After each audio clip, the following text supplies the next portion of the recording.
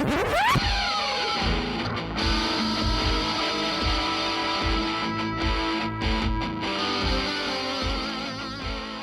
to the Tenet Podcast. I'm Todd Pearson, better known as what? Funk? And I'm here with Bebop. No, that's not who we are. Oh my God, Bebop. I'm Todd Pearson here with my friend, partner, and former U.S. heavyweight chess boxer, known to some as quite possibly the most interesting man in the world, co-host Wes Brown. Hey, Todd, how you doing? I don't know where you keep coming up with these things. I think they're all in my past, but yes, heavyweight, obviously. Do you even remember, because you got knocked out in chess boxing, and the concussion may have erased that multiple memory. Concussions. This wasn't a one-time thing. This was something that I did for a few years and traveled around the world doing chess boxing. And so I don't even like looking at chessboards anymore because I've been knocked out so many times that I don't even like looking at it. Just looking at it. Yeah. And so when they came out with, what was that movie that just came out that you wanted me to watch? Queen's Gambit. Couldn't do it. Queen's Gambit. Couldn't do it. On Netflix. Yep. Couldn't do it. I got through the first episode. Nope. That's enough. So yeah, chess boxing. Yeah. Back in the day, I did go to Australia to do some chess boxing. That's where the best chess boxers are in the world, is Australia. And just got my clock cleaned along with my queen and my knight. And so yeah, it was amazing. Do you want to talk a little bit and let our listeners know about chess boxing? Well, I was going to let you give the history. Do you want me to give the history? Yeah, go ahead. So the idea started in 1992 by cartoonist N.K. Bilal, and was a big part of the story of his graphic novel, Froid Equateur. I'm probably murdering it because I think it's French. And then it was brought to life by this performance artist of all people. His name was Ipa Rubing, and his friend Jean-Louis Vinstra in 2003. Both of them were taking boxing and were chess players. They played chess when they were at university together. And so one night they're drinking in a pub, imagine that. And I believe it was Amsterdam. That's usually where I get in trouble, Todd, is the pub drinking. Remember the English Channel story? I know, right? That's when you put your Speedos on backwards? Yes. Somebody else's Speedos, if you remember right. Oh, that's right. You borrowed it from the guy. You got a pair from somebody in the pub. That's right. But anyway, in the course of drinking, they decided that this would be a great idea. And so they put on the first chess boxing match in I guess a church, and 1,000 people attended. And so basically it's what you think it is. It's chess with boxing. It's 11 rounds. And they alternate. It's 6 rounds of chess and 5 rounds of boxing, 3 minutes a round. And it's either checkmate or you get knocked out, one of the two. And if you exceed the time on the timer, then it's immediate defeat for the chess aspect, or you get knocked out. And if it comes to a draw, then it's just like boxing. They add up all the points, for style and all that, and whoever has the most points at the end wins. So that's the history of chess boxing, and good for you for trying it out. I know you didn't do it a ton of years because it's a relatively new sport in the whole scheme of things. But in 2007, you fought that German Frank anti-terror Stolt there in that warehouse in the Bronx. It was unsanctioned, and I know that it didn't amount to anything, but he went on to have a great career. Well, he called me out because he's seen my work in 2006 and 2005, and got my clock cleaned from somebody from Adelaide. I can't remember his name right now, but that was an interesting. I had a sponsorship that paid for my tickets to Australia. Only time I was only there for 24 hours, and then they had to shoot us back out of the country because I think it's somewhat illegal in Australia. Maybe I might be wrong on that, but they made it sound like I had to leave right away. But got my clock cleaned in Adelaide. This is what I love about you. Not afraid to take a hit. Nope, not at all. Anyway. Not many people can say that. Yeah. If you ask somebody if they can take a hit, there's always that hesitation. Like, are you going to hit me? Or because nobody likes to get hit. Right. I'll take the hit. I've been thrown around quite a bit the last 15 years doing jiu-jitsu. So, and that's true. That's true. That's true. maybe you ought to look into doing this chess boxing again, because I think that's right. I think it's getting infiltrated by the MMA and okay. Yeah. So you can bring in the mixed martial arts aspect of it with jiu-jitsu and stuff. Wrist locks when you're trying to move your queen. Choking people out. Right. I think we've beat this horse to death. So God, you say that every week. I'm conscious of our time. You're right. We should be more conscious of our guest time.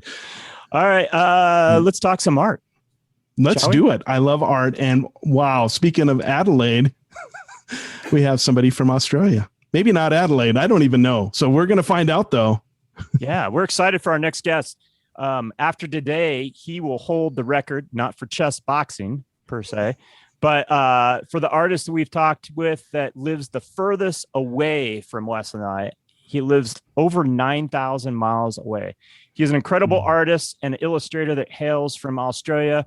Welcome to the program, Leith O'Malley. How are you? G'day, guys. How you going? I'm a little bit nervous, to tell you the truth, because it's not necessarily the podcast, but speaking to Wes Brown, possibly the most interesting man in the world. I don't know how I'm going to follow that with what I'm going to talk about. It could be. I mean, Wes could probably just getting up in the morning make that sound interesting.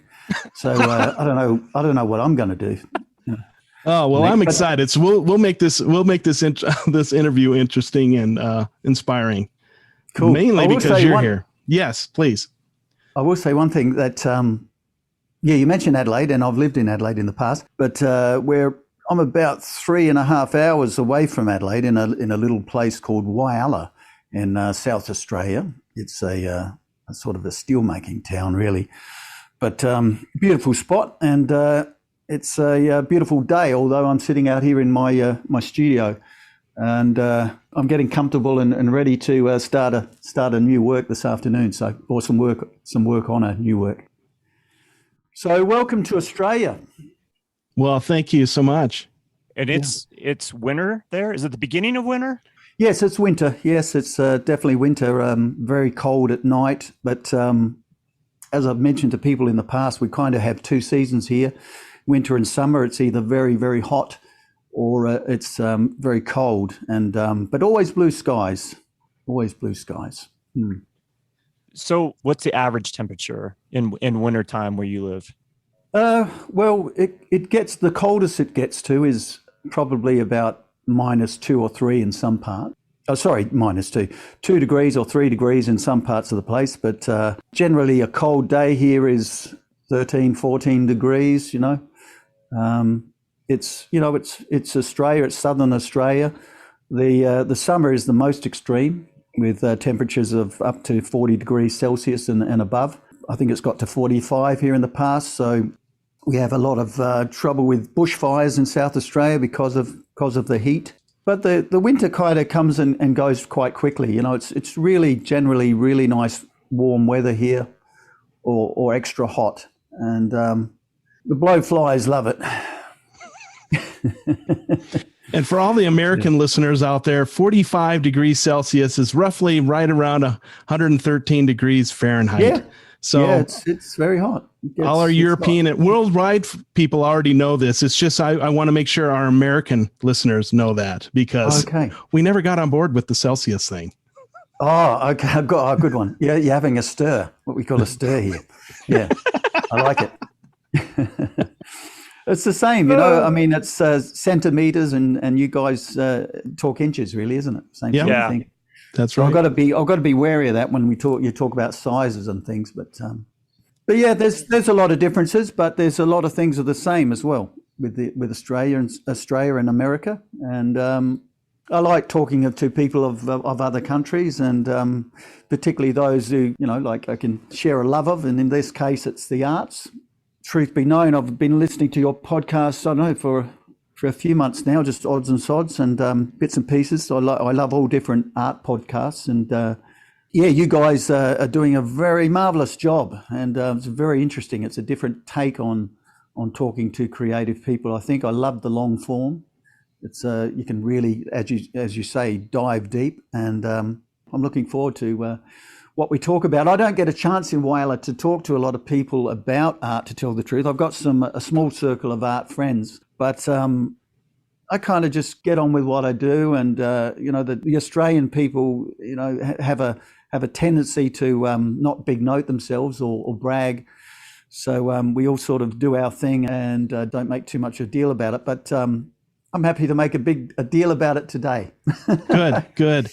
Well, you have a lot to make a big deal about because your work is superb. And so I think our listeners are going to really be happy to go to your website and go to your Instagram page. Todd, since you have it up, do you want to give everybody a little heads up to where they can go to look at his work? If you want to go check out Leith's work, check out his website, which is leithomalley.com, and that's leithomalley.com.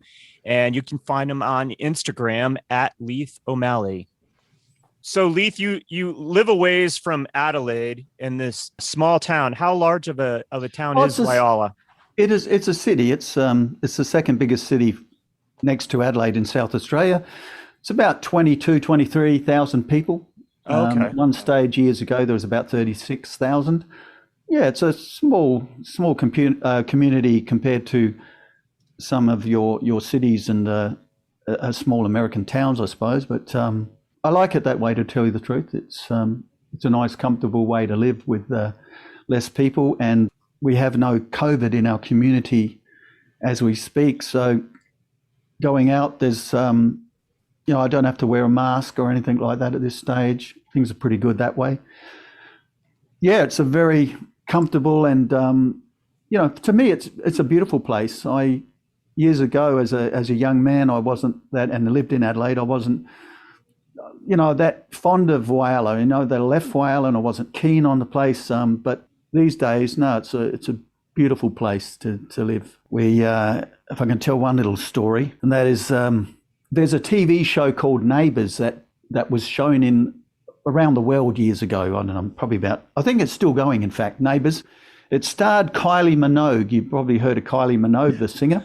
I love Kylie, yeah. For a time, Kylie was in it. And what happened was they would show during this program some kangaroos. I think it was during the start of the show. So the English people who were big fans of this show, particularly, started to think we had kangaroos living in the streets of Australia, that if you went to Australia, there'd be kangaroos in the street. Now, the funny thing about that is in Whyalla, we actually do. I can go out of my house, drive around the corner, and got to be careful, particularly in the early mornings. The kangaroos come in from the nearby bush and they eat the grass from the lawns and the ovals around the place. So, yeah, you have kangaroos in the streets. So that's pretty funny, because if I was talking to someone from England, they said, "Oh, we heard there's kangaroos in the street," but hey, there is, where I live.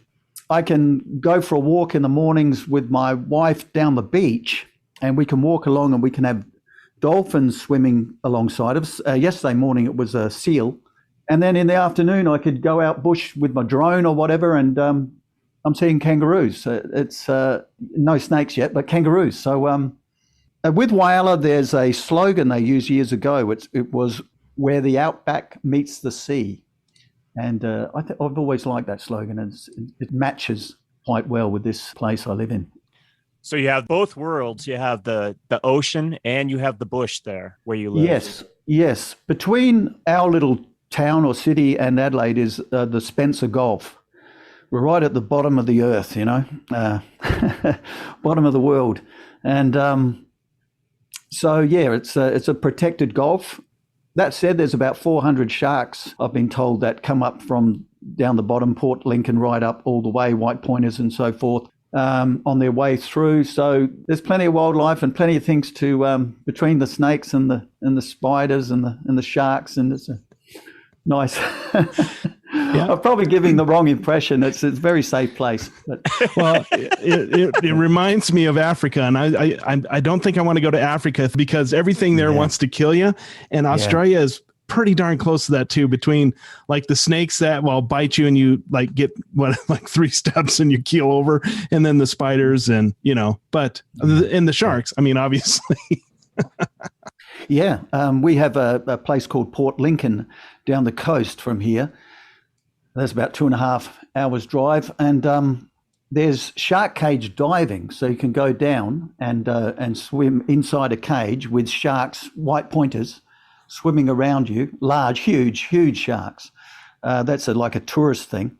That band, American band Kiss, they came specifically just a few years ago to do that dive, and well, they played on a boat of all things. They played out in the water there, where the sharks were, on a boat. But yeah, there was no sharks around at the time apparently. Although some people would have wished there were sharks around at the time. I'm only kidding. So you're saying that you're not part of the KISS army? No. Look, I'm the last person to bag anyone musically. No, I'm like anyone. I listened to some of that early KISS stuff, and they're like a lot of bands that at the time they were really big and they lost a lot of respect going forward, and now they're kind of very respectful and people love them. But no, I thought it was a very big thing though, and it was a big thing for Port Lincoln, particularly to go out and see KISS playing of all things on a boat. There's some footage somewhere online of it's pretty bad, but of them playing. I'm not sure the song, but yeah. So I was looking at a map of Australia and found where you live, and then there was an island that got me intrigued, talking about kangaroos in the street, and there's actually Kangaroo Island. Yeah, beautiful place. Been to Kangaroo Island? Yeah, Kangaroo Island is a place where it's as if it fell out of the Gulf that we're in. You know, it's like a piece of that area fell out. So it's exactly the same flora and fauna. I was there once, and it was the first place I've ever been where I saw a echidna walking across the road. Are you familiar with what an echidna is? No. Echidna is like a porcupine. Oh. So it's a little animal with all these spikes. It's an incredible looking thing. To see one in the wild is like, wow, that's just amazing. Yeah. Are you familiar with wombats, Australian wombat? Oh, yep. Yes. Yeah, we have some of those not too far from here. But Kangaroo Island, and there's plenty of kangaroos there. That's for sure. Yeah. Oh, and I could also see where it'd be like Kangaroo Island, no kangaroos. Yeah. Like well, Iceland, Greenland. There were a lot of fires on Kangaroo Island. What's it been, 18 months or 2 years? There was a lot of fires, and they're just starting to, a lot of the growth of the plants around that area coming back now. And so I'm sure they lost a lot of kangaroos. Kangaroos, as lovely as they are, they cause a lot of accidents, and you've got to be really careful driving around here. If I drive to Adelaide, you don't want to be driving at 6 a.m. in the morning when they're about, sunrise or sunset. They're very active. I can count over 50 kangaroos between here and 30 k's out of Whyalla just on the drive out. They're on the side of the roads. They always become roadkill, and you've got foxes then that drag them into the bush. This is a kangaroo skull. Oh, wow. I found, I know it's not a visual medium, but that's a kangaroo skull. They're quite large. Yeah. That I found out bush not long ago. So yeah, the national emblem of Australia is the kangaroo and the emu. You probably know. Oh yeah. Yeah. Emus are pretty intense birds. They're very fast too, and very curious. They are. They're amazing bird. Huge eggs. They lay huge eggs. There's plenty of those about as well. Yeah. So this whole area is full of that stuff. Your kangaroos like our deer. They're cute to look at, but good God, they're everywhere. And they just okay, I'm going to cross the road now. Yep. So, yeah. So are the deer a little bit like the problem with the kangaroos is they'll be on the side of the road and they kind of don't know what they're doing. They either bounce forward, they bounce back. The lights of the cars confuse them. Yep. And so you got to slow down because you just don't know which way they're going to go. That's exactly right. That's how deer are. Yeah. There we go. In fact, I hit a deer coming out of the mountains one time here in Colorado, and it did exactly what you described. I thought it was it started to bolt in front of me, and then it decided it was going to bolt the other direction. And then at the last minute, it changed directions again and crossed right in front of me. Wow. And I hit that thing so hard that all of its appendages and the head just went rolling in different directions. It was the worst thing that I ever saw in my entire life. And I looked over at the car next. There were two guys in a truck. And you know how things, when that kind of thing happens, is like time kind of stands, slows down. Mm-hmm. I looked over and saw these guys. Their eyes were completely bugged out. Their jaws were dropped. And you could just see like, oh my God, look on their face. Yeah. And I was probably looking the same way. My face was probably like, oh my God. Yeah. I thought for sure I was dead. But instead, this poor deer was just in pieces and parts. Terrible. It was horrible.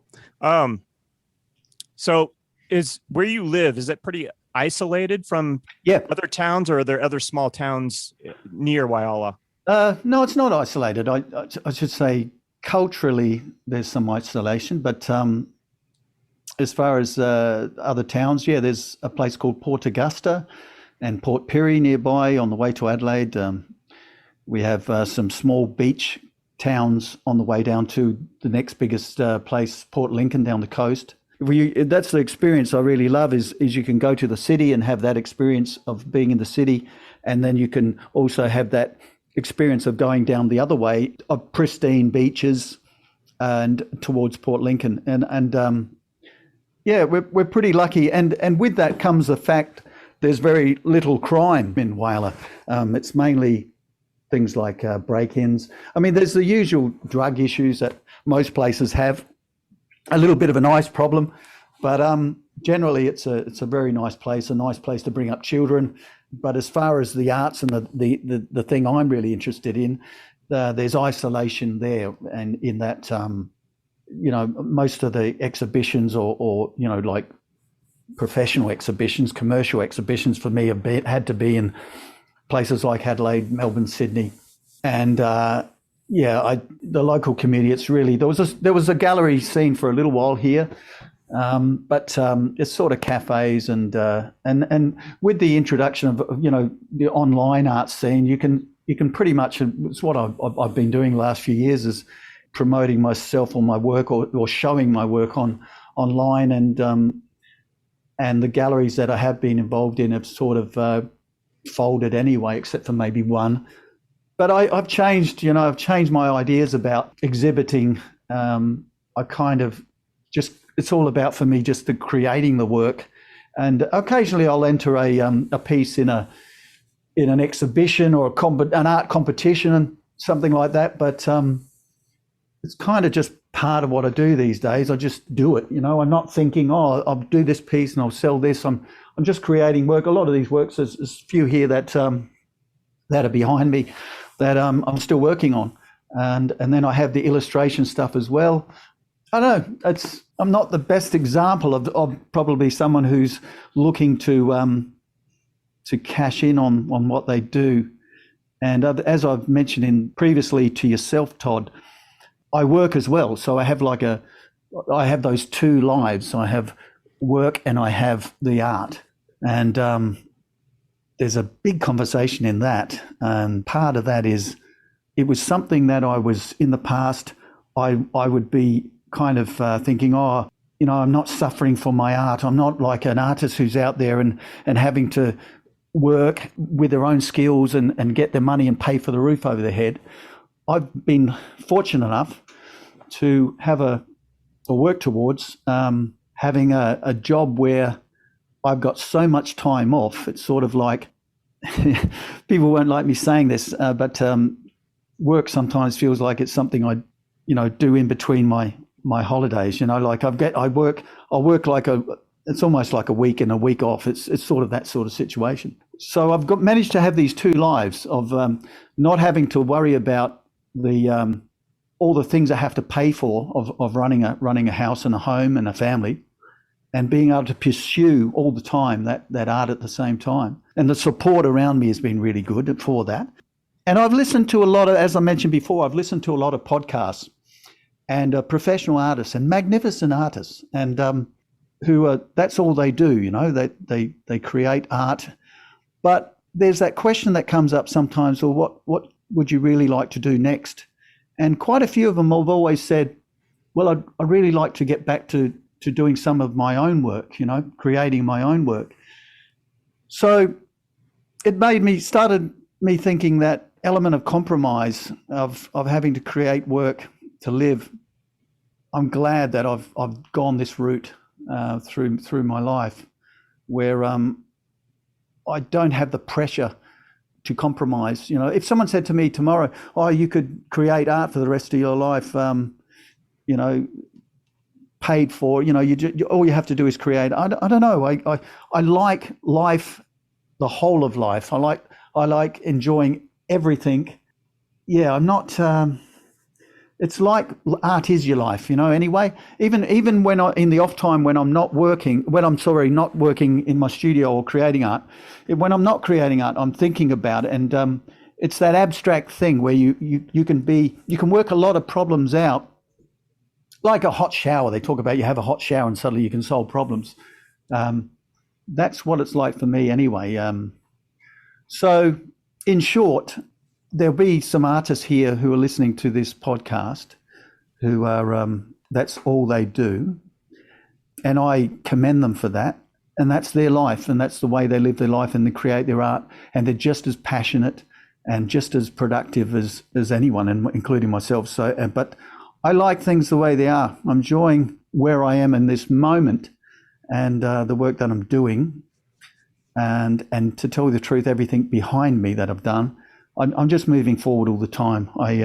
You might ask me about some previous pieces that, I can comment on, but I'm not sure what's next. And that's exciting, really exciting. You sound like you're very content in your life. We talked to another gentleman just a week or two ago, Jeff Velarde, and he has a regular day job. Yes, it's art related, but it has nothing to do with really what he does as a fine artist. And for him, it was a struggle until recently. It sounds like in his life, he's kind of come to terms. He's happy with what he has, and the one thing that we've learned from doing this podcast that there's definitely no right or wrong way to go about having this thing we call an art life. And I think what you do, and it sounds like I see your stuff all the time. You seem very prolific, and obviously your job affords you time to get in that creative space where maybe somebody else doesn't have that luxury, but it sounds like you're in a very, you have a great thing going. Well, I don't play sport, there's so this is kind of what my enjoyment is. I consider art is what I do is the same as someone who loves cooking, someone who is a sportsman, people who just it's just another creative interest, but it does become, in my case, it is an infatuation, an addiction, all of those things, I could not do it. And I'm never one for, well, what do I do now? What can I create now? I've got too many, probably too many ideas and too many books with ideas in if I wanted to go back to them. I'm somehow trying to create, I think subconsciously, art and life together as one. So everything I do, even though it's an image, there's something pertaining to the now or what is happening at that very moment. I did a drawing, an illustration last night, and I only just posted it last night. And it's of a girl holding a bird out on her arm. And one of the bird is a New Holland honeyeater, which is, if you look at any of my work, that's my favorite bird. They live in the ceiling here in the studio. They're everywhere in these parts. Beautiful little birds with a yellow wing, New Holland honeyeater. And she's holding it out. She's on the phone. And there's I think what that picture was about was at the same time I had my phone, I was listening about the COVID situation in Australia. And I'm trying to think what the caption is on that one. It's on one condition. Yeah, on one condition. And what had happened was the person who was talking about, she had a microphone in front of her and she was talking about the situation at the moment in Australia and interstate and the conditions that went along with that, the lockdown, and they want everyone in the houses in, I believe that was Sydney. And it wasn't until later I reflected on it. I'm pretty sure that's where that came from. I can't often work out where these things come from, but I think that's what that's about. And I was thinking about it like, oh, wow, I'm pretty sure the last illustration I did or recently was another bird, a girl holding a bird letting a bird go. So there's something about freedom in that. That must be it. It's about freedom. So because sometimes even I can't work out what these things are about because they just sort of happen and there's no real plan. I don't sit there and go, oh, I'm going to do this. There was one stage I was thinking about the arm was going to be up higher and, there's little things like that as far as the composition. But I'm often not sure. I just know, that looks right. That's what I was going for. I'm happy with that. That's it. So did you start with the girl or the bird? The girl. I like drawing girls. They're much more handsome than beautiful than men, aren't they? But no, I think women, girls, they're beautiful, and they're great to draw. And I like drawing them. And people often say to me, "Oh, wow, you always have these great eyes and things." That's usually where the start is around the eyes. And but I don't know. Like I might start on the face and then move out. But I didn't know she was going to have the striped clothing and so forth. Some of that probably comes from, thoughts of circus and all of that. I like the pageantry. In some of my pictures, you'll see there's a bit of pageantry, and I like unusual characters. People always interest me. I'm one of those people who, if you're sitting in a cafe, you're people watching. They always interest me. But I've always liked what's a good example? A good example is I was in a room recently where there was a group of people I was talking to that I'd not really had familiar with, and everyone called out their name and I asked them, did they like sport? Did they follow any football teams, Australian football teams? And a lot of them went through, and there's this one guy who says, I don't follow football. And immediately I'm interested in that, So I had to have a conversation a bit later to find out what makes this guy tick, So I like there's always that edge with some of the stuff I do. I like the darkness and the light in people. I certainly do that. But there's a lot of images I can explain and a lot of illustrations I come up with, but there's some also that I'm surprised, just as surprised as anyone after seeing them. Yeah. So the question that is begged for me to ask is, so when you're painting, let's say like this young lady, is the canvas talking back to you? Because like a dialogue? Now, this is where this is really interesting, because people often see some of my work and they think it's a painting.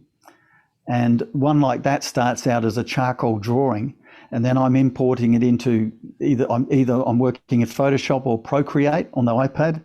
So that's actually not a real, that's not a painting. That's an illustration, of course, but it's bones. The bones are there on a piece of paper and charcoal pencil, but the rest is pretty much coloured via an iPad and a little bit of some effects. But I get that a lot. That's quite amusing to me. One of the things I see, like when I'm looking at the background in the blue and the gray, it looks like almost the texture of paper, or or like a brushstroke. So it must be the software. But I thought it was a painting. I really did. Yeah. Now and again, I'll put a little bit of that in. But I also scan textures. I have in my drawers lots of different textures and bits and pieces that I can put on a multiply effect and get in there. That's all stuff I like to do afterwards. That's just the magic. Is your medium normally digital, or do you do painting as well? No, it's always been oil painting. Okay. But the last few years, I've started to do a hell of a lot of digital. I took about 12 months off. About 4 or 5 years ago, I took about 12 months off just to really look at drawing and digital drawing, although I'd done plenty in the past, just to really spend it on trying to learn about it more. But I've ended up just treating it pretty much like I do a painting or a drawing. So I don't have layers. I'm forever just kind of flattening stuff. The funny story, the funny what was funny to me anyway, that the funny thing that came out of that 12 months of drawing digitally was I learned more about painting from drawing and painting digitally. So when I came out and I started canvases now, there's something about becoming more brave. With a digital illustration, you can go in and make a mistake and you can just go back, or you can rub it out. You start to get in that mindset. It doesn't matter what I do here. There's that safety thing, So that also at the same time gives you this feeling of, I can get in and I can, you just sort of, you don't have as much, I'm trying to think of the word, but you're much more brave about it. And that's what I found when painting these days with a brush. I can push paint around like I'm pushing pixels around, and I can knock up stuff a lot quicker. So I'm really, really happy about that. And I just love the two mediums jumping from one to the other. I'm sure if Vincent van Gogh Van Gogh was alive today, he'd definitely be into to digital drawing as well, or digital painting.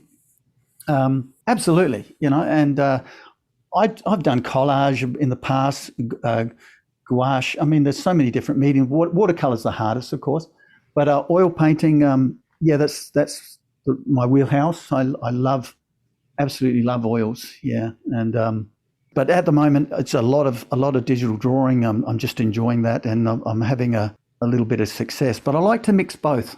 I've often scanned a painting and finished it digitally, Oh, wow. And done the opposite as well. Done an illustration, and then I was so happy with it. I'll create. This one here, for instance, that I'm showing is online as a digital picture, but I'm creating an oil painting out of that one. Small, that's canvas. Yeah. Did you take the digital and print it on canvas, or you just read? No, that's I square things up. Okay. And go in and just redo. It's not that difficult. Yeah. And they always change slightly as well from what is, what the original picture is. So I can go both ways. I'm never really sure. There's no plan.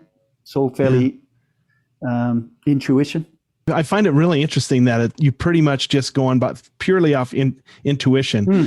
Yeah. So I want to go back real quick. You talked about you love painting women because of their beauty, and then juxtaposition this painting that I'm looking at here on my screen, which I can't share, but is your gold tooth of a man, black background, white shirt, big eyes.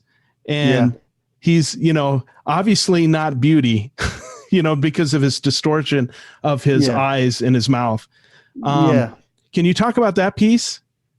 Yeah.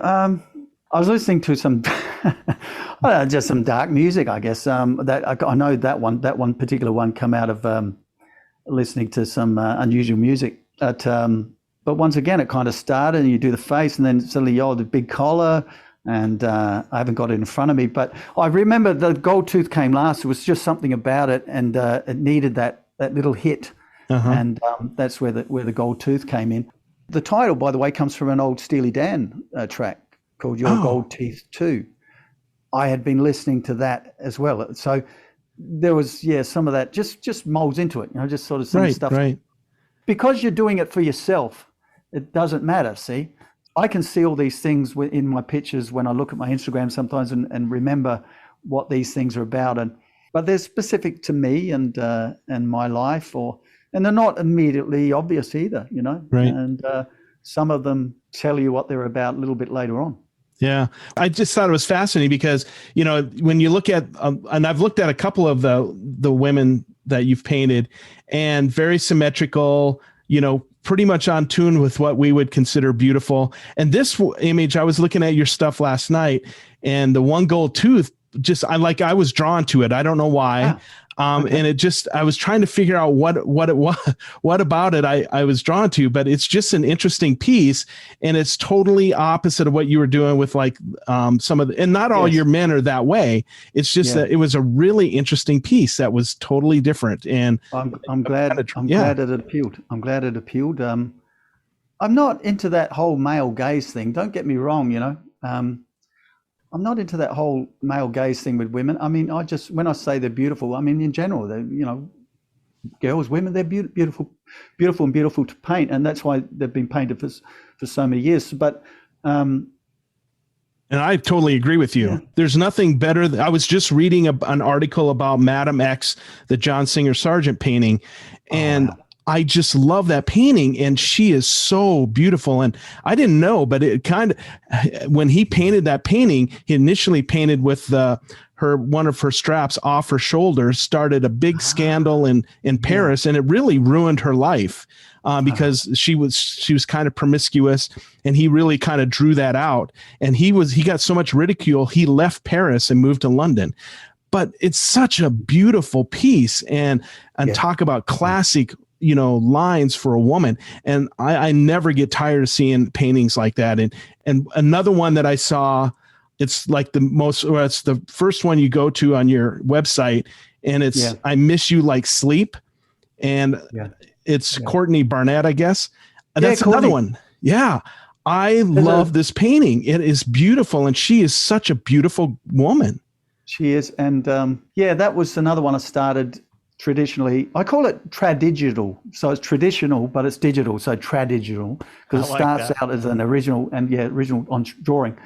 I kind of got to be careful with this story, but in short, that particular image was seen by someone online close to Courtney, and she approached me and asked, could she give it to Courtney for her birthday? I said, yeah, sure. I'll send you a print of it, that is, a large print. And I said, oh, look, the only thing is if you can get Courtney to sign, I'll send two. If you could sign one, get Courtney to sign one, please, for me, and send it back. Of course, I got this beautiful message from Courtney and on paper as well as on the print she sent back, saying she gave me a fantastic, love the detail, Leith, A triple plus. So that's better than any art teacher has given me for any artwork. So Courtney Barnett has given me an A triple plus for that image. So it's nice to think that that's somewhere in her collection somewhere, or maybe even framed and hanging in her house. I'm not sure. But within that particular picture, I spent a lot of work, is a lot of references to her songs within that. And if there's anyone who loves Courtney, and Courtney, having said that, just last night she just released a new song in Australia and worldwide. Anyone who looks at that image will see and recognise, or who listen to Courtney will recognise a lot of the what some of that imagery is about, because they're about particular songs. And Miss You Like Sleep is a song that it's not one of her songs. I'm trying to think of name escapes me, but it's a song by someone else who she's said in the past it's her favourite song. It's one my sister sings a lot too. But yeah, that's I enjoyed that. There's something about that picture. It really works. That's certainly one I'm very happy with. And Courtney's just great. Her music, she's a great ambassador to Australian music for sure. Well, I'm going to definitely check her out, because I'm not familiar with her work, but I'm going to check her out. And is that a kookaburra on the guitar? It's a kookaburra, yeah. That's a kookaburra. Yep. That's definitely, they're amazing bird. We don't have kookaburras in our area. We have magpies, which is on the other side of there. Yeah, wonderful bird. Great sound. I remember living in the Adelaide Hills and hearing the sound of the kookaburra from across the large trees, and beautiful. They have like a laugh about them. Their voice. And I've got a greeting card I did many, many years ago of a kookaburra, and he's having a bad day, and he's connected up to laughing gas. He's sitting in the tree and he's got this laughing gas connected up because he's just needs that. Just amusing. Oh my God, I love that so much. That visual is just amazing. I love that. Yeah. And I love the kookaburra. I've seen a couple like at the Phoenix Zoo, and they are just a hoot to listen to. They are. They're amazing. No, the hoot is the owl. Yeah, that is true. Funny. Yeah. The hoot is the owl. Funny. The kookaburra is the giggle. I'm just kidding. Yeah. Brilliant. But yeah, I appreciate you showing me some of these old images. Yeah. Wonderful. Yeah. So what was the catalyst for this? Like, how did that come about? I'm a big fan. I might go off on a tangent. I'll probably talk about music a lot in art, because it's pretty much the same thing for me. There's a lot of things that that are the same with music and art, a hell of a lot. And I was listening. I'd only discovered Courtney's music. This is, gee whiz, what is this? I'm not sure about. Could be 8 years old, maybe more. But I'm a big Velvet Underground fan. I've always loved the Velvets. And when I first heard Courtney, if you take away the voice, it just sounded like what I was hearing was the Velvets, you know. And so I was hooked in immediately. I was, oh, what's this? Yeah, and then as time went on, I listened to more of her stuff and sort of, yeah. I mean, don't get me wrong. There's just, you know, Courtney's great. There's a lot of great music out there. A lot of great Australian. I follow a lot of Australian music. But yeah, I was listening to a lot of that at the time. And if I get infatuated with something, you know, I tend to create art out of it. You know, I kind of want to express that. That said, there are a lot of musicians that I really like. Some of my favorite that I just don't even attempt to, you know, it just feels like sacrilege trying to, you know, or a bad fan thing. Most of what you do is people oriented, figurative, these characters and stuff. Obviously you love to people watch, but the vast majority of what you paint or you illustrate are these characters. What draws you to that? Well, as I mentioned before, Todd, I like unusual people who misfits. I've thought about that a lot lately, and I think what it is my upbringing and all I've known since a young boy has been about the circus, you know, and my dad's time within a traveling circus. I was very young at the time and I travelled with the circus, of course, but I don't remember anything. I'm just astounded at some of the photos my mum has of the circus, just incredible. So I think a lot of that is, yeah, just these interesting, and you can see that in some of my work. In fact, just in the last 12 months, I've been doing some characters who are, you know, a guy, you know, clowns or whatever on their break, you know, just having a fag or whatever outside a tent. Okay, here's the best example. You go into an exhibition of clowns on the wall, and to me, if it's an exhibition of clowns, it's the one where the clown is sad that stops me. That's the one you're going to stop in front of. What you know, because it's that juxtapose. What's going on here? So I guess in a way, some of my work is that to make it interesting for me. It just can't be this, you know, like I said, pretty girl or something. You know, it's got to have some substance, or there's something going on. And it can just be if you're illustrating someone's face or painting someone's face, any artist will recognize this. You only have to do the most minute change on the mouth or the eye, and it changes the whole feel and thoughts that of that picture and what's that person thinking. I love that as well. I always surprise myself because you don't know which way the face is going to go. But ultimately, if it goes the way that you're thinking at the time, great. But yeah, so yeah, I like drawing interesting characters, just who are not the obvious. Just as I mentioned about music, you know, I like music that is not necessarily you know, what's happening in today. I can appreciate that, but there's nothing better than discovering, and this is where art and music is the same for me. I've discovered so many artists, living artists. My favorite artists are living artists. I love the artists of the past and everything, but I think some of the best art that's been created on the planet is what's happening now, and particularly by women artists, to tell you the truth. But I tend to think that amongst all of that, you know, that when you're creating art itself and being influenced by stuff, I get that same thing as I do with music, in that I can be driving down a street and it might be raining or whatever, and I turn on the radio, and if there's been instances for me where I've heard this music, beautiful music, I've had to pull over and wait till the end song's end just to find out who is that, you know. And the same things happens with art when I'm going through, particularly on Instagram. It doesn't matter who the artist is. It doesn't matter if they're well known or someone, you know, who's just started. There's something about it that just stops you. And once again, like music as well, as I've gone from a young man to the 21-year-old I am now, My music taste has changed, and so has my art, my taste in art. Now I understand. I can look at Rothko and things like that, things that I would dismiss in the past, and really appreciate it.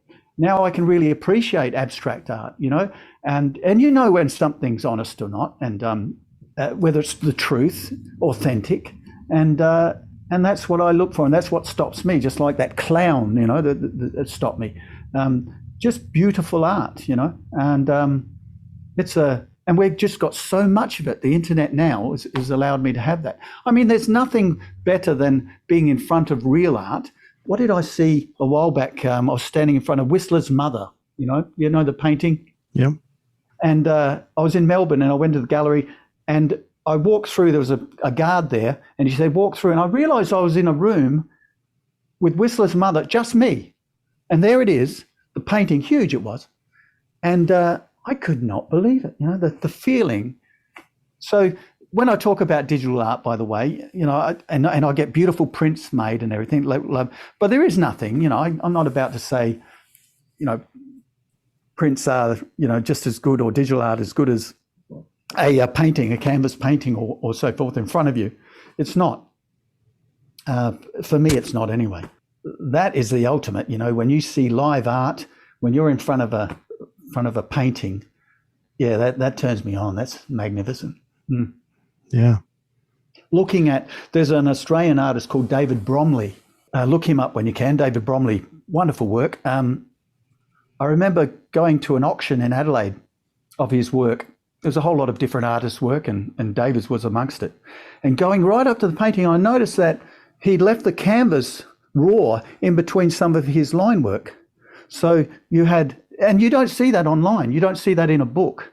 But when you're in person, you see it. You think, that's how he's doing. That's something I would not have even thought of. And that's of himself. I don't know I haven't seen it before. So live, seeing a real picture, and I get that when I'm painting as well. The brush marks. I love to see brush marks. I love to see the artist's hand in work, and so I have that duality in a lot of things in my life, and one of them is I've got the digital illustration sort of stuff going, and I've got the real paintings going as well, and one lends itself to the other, and I'm always interested in what's going to happen next for myself anyway, as far as art goes. What am I going to create next, just in an interesting way, just for my own interest. And the added bonus is people actually like this stuff. People actually like this stuff. Well, I know why it resonates with me. And when we had our initial conversation, I said your work is sexy. And yeah. I definitely see that. And I'm drawn to the misfits too. I'm a huge people watcher. And so I think, and I like I know you say you paint both the dark and the light, but I think it's the darkness that I see in some of these pieces that I'm really drawn to. Wow, you're good. It just resonates with me. I think, every single one of these pieces I look at and I go, I want to know what's going on here. It just draws me in, you know? Yeah. I want to know the story behind that character or what's going on. So, Todd, there's someone you both of you guys would know, who I mentioned Velvet Underground earlier, Lou Reed. I'm a big fan of Lou, and Lou, some of his words and his stories about characters, that certainly influenced me. Definitely some of the songs of Lou, because they are dark and interesting characters. You can go there without actually being there. Caroline says, so there's some songs there that are just so haunting, and that's a good thing for many artists, including myself, being able to create these, go to these places without very safely. And I lost my brother some years ago, and I did do one picture where, I don't do that a lot, where it was fairly heavy picture, I don't really want to talk about it, but I'm glad I did that. And I want that. I want more of that, where what's happening in my life is ending. And that's for me though, it's not something I want to try to get commercial success out of. But I just like trying to be as authentic as I can, and because that's the sort of art and the music I like, authentic people, much like yourselves. And I mentioned earlier, and I've mentioned this before, is when I talk about art, what you guys are doing, that is art, that's art as well. And when someone says to me in a comment in Instagram, for instance, oh, wow, your work really inspires me. I mean, you can't put money on that. Right. That you've inspired someone. I mean, that's it. And what you guys are doing, you're doing that. You're inspiring people, definitely inspired me in that you're also allowing people to hear people that they might not know, but also the fact that there's artists out there who you share something in common with. I found that a lot with your podcast and some of the people that you've interviewed. And so being inspired and staying inspired, you can't beat that. For me, that's like, wow, the ultimate, Yeah. Yeah. So, you come from a really creative background. Obviously, you talked about the circus. Tell us why you were traveling around with this circus, why your parents were involved.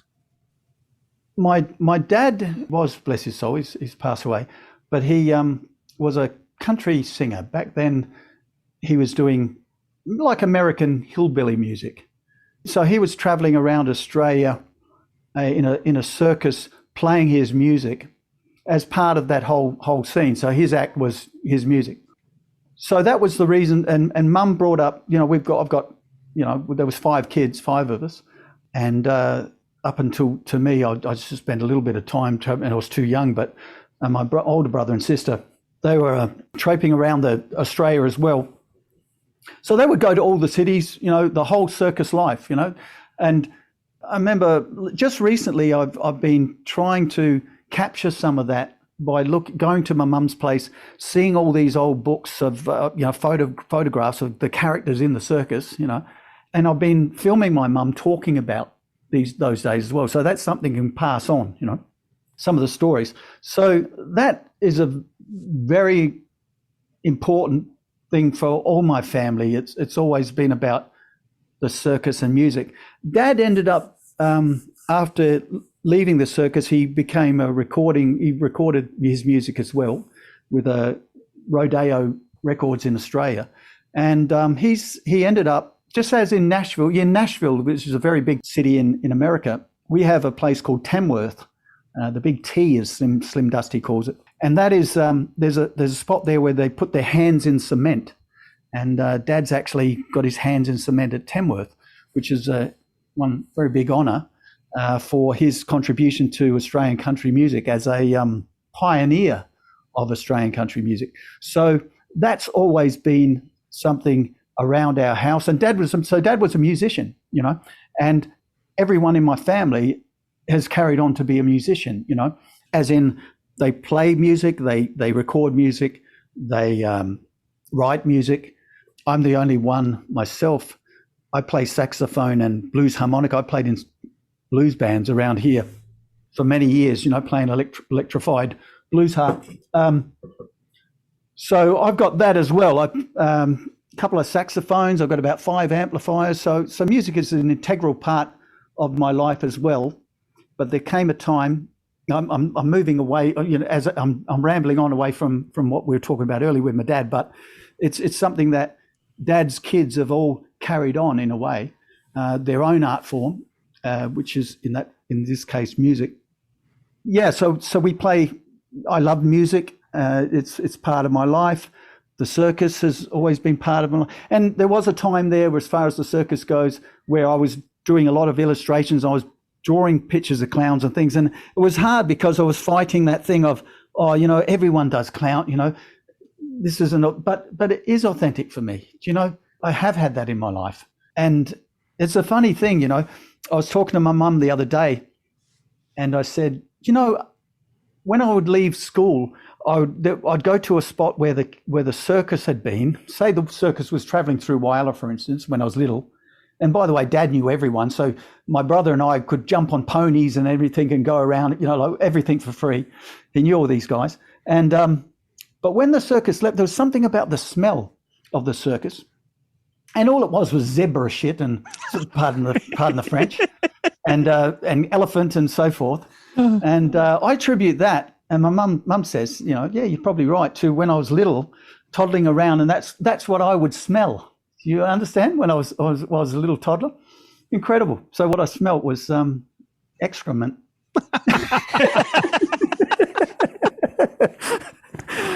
That's go ahead, Wes. Oh, I was just going to say that's my childhood. I grew up in a farming ranching community, and we had horses, and we worked with cows, and it's all the smell that you smell is cow dung and horse dung and stuff like that, and they're and obviously the smell of the fur and all that. But it's great smell. Zebra dung, smell, as you Wes. said.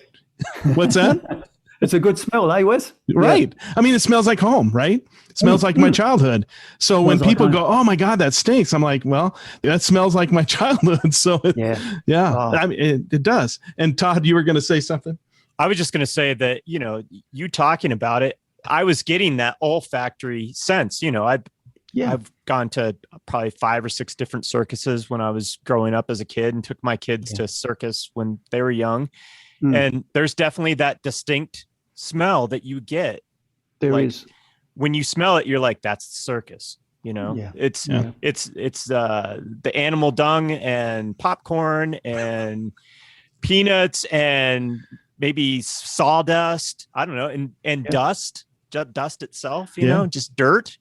My mum tells me a great story, and that was that there was one night, or might have been in an afternoon show. Dad was singing away, and there was this elephant that had broken loose, and the crowd were in uproar because this elephant came charging, and it came running through the stage, and Dad had to just drop his guitar down in the case and leave the stage just running. And to his horror, he turned around and he saw the elephant running across towards his guitar across the this small stage, but jumped over the guitar. So that became a very special guitar, of course. And I think it landed up, the elephant ended up at I think that was in Sydney, I might be wrong, but ended up at a wedding somewhere, turned up at a wedding. This elephant turned up at a wedding. It was in the Sydney papers and everything. But so there's some wonderful stories. I haven't got time to tell them all, but I'm trying to capture some of that from with my mum. But there's the photo books are, the photo albums are amazing. There's some of the images that you see of and maybe there's some of that when you talked about characters. I do, because there's a few of those as well. Certainly the caravans as well. And I think I have actually put Ashtons on some of my illustrations, where there's one particular one where there's a girl outside a caravan. I think she might be having a smoke as well. I don't smoke, so I don't know why. But anyway, in the background it says Ashton's Circus on the caravan there. So It all creeps back in, doesn't it? All sort of your life creeps back into art and life.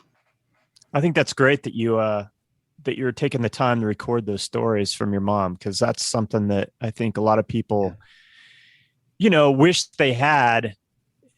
Those stories passed down. A lot of people don't take advantage of recording or to write those things down. So I think that's really important. I wish we lived closer. I'd love to see the photo albums. Oh.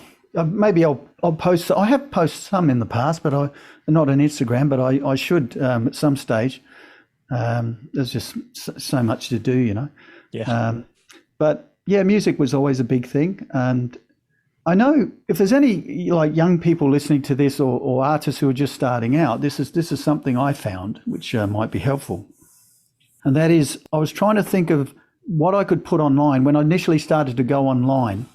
How I could promote my art, put some art out there, and something that's going to be like a series that's just not going to sort of be something I get bored with quickly. So I thought, well, I've really got to do something that I'm interested in, not just come up with pictures, but something that I'm generally interested in. So because I'd been learning saxophone at that stage, and my head was so much in jazz music, I'd started doing pastel drawings and illustrations of jazz musicians. some known, some just people playing, and some wild stuff in oil pastel and some paintings. And I thought, okay, I'll create a series, and it'll all just be jazz. It was going to be called Jazz is Art, Art is Jazz.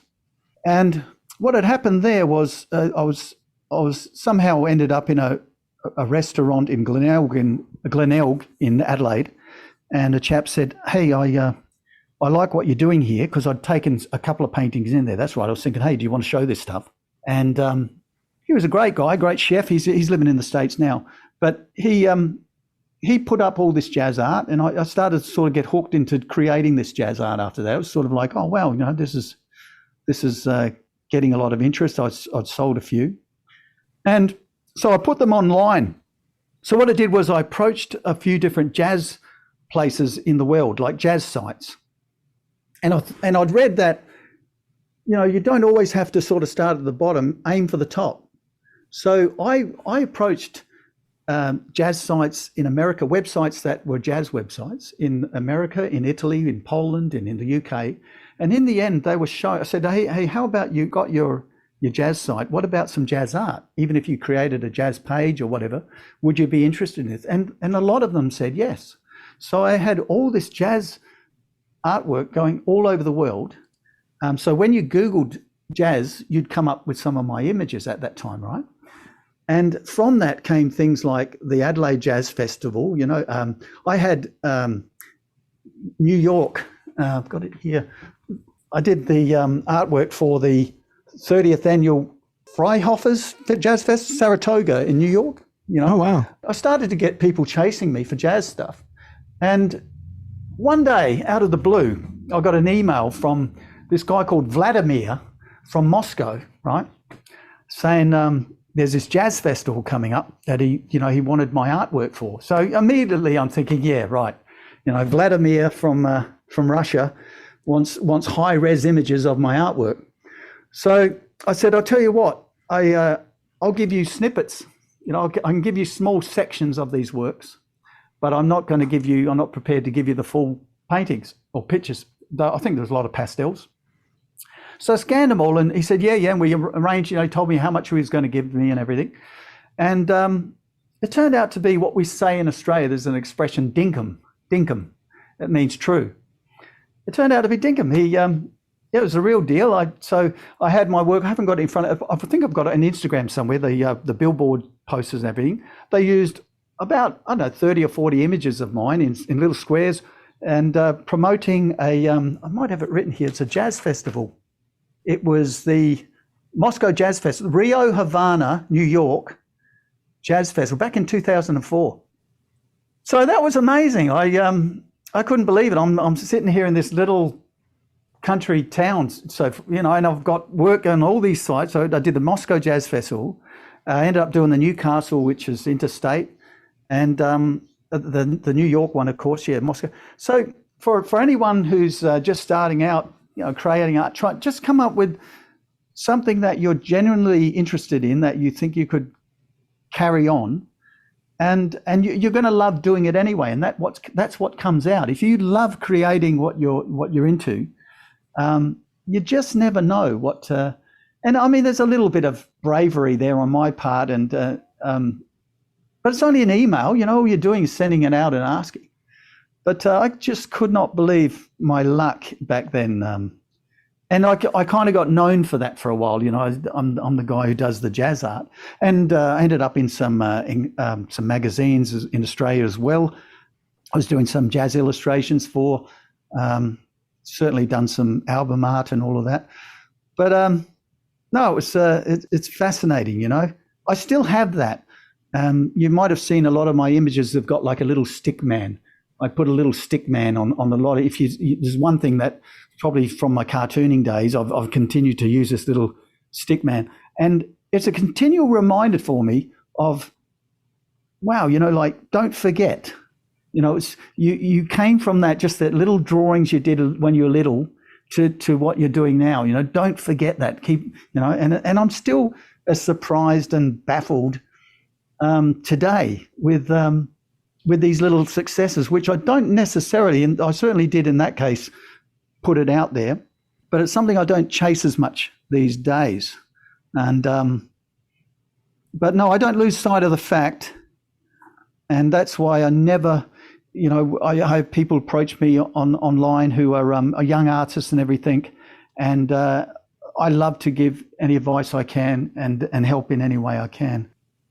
I know it's hard for a lot of artists who've got a lot of followers. I certainly try to answer everyone who makes a comment on my Instagram, and I don't have a lot of followers anyway. I'm not, as I said, I'm not trying to get out there, and I just like that space, having somewhere to put this work, and the benefit is, if people were interested, I can direct them to it. I've still got to get my website together a little bit better, but all these things take time, Yeah.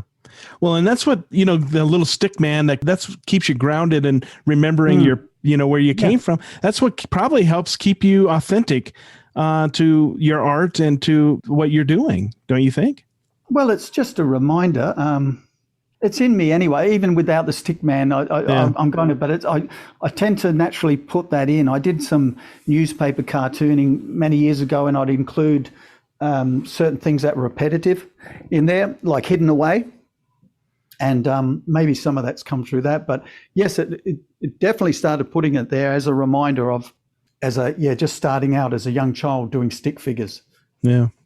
And I did, in fact, about 12 months ago, do a giant stick figure with it was a wide brush. It was black ink on paper, just that stick figure, bang, bang, about, what was it, about five marks. And that got sold. I called it self-portrait. But I'd never done that before. So someone thought, well, they've since said to me, you've never really done that before, that you've actually highlighted that very little thing that you include in your work. So it is a self-portrait. Yeah. I need to put on weight.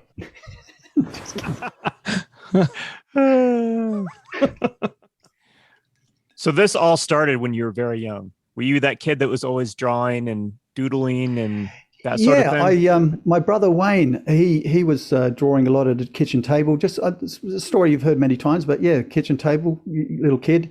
And I'd like to do some of that. And through the encouragement of my parents, particularly my mum, she would always be commenting. We'd be driving to Adelaide, and Mum would often turn around and say, Leith, that mountain looks beautiful over there in the distance. What do you see?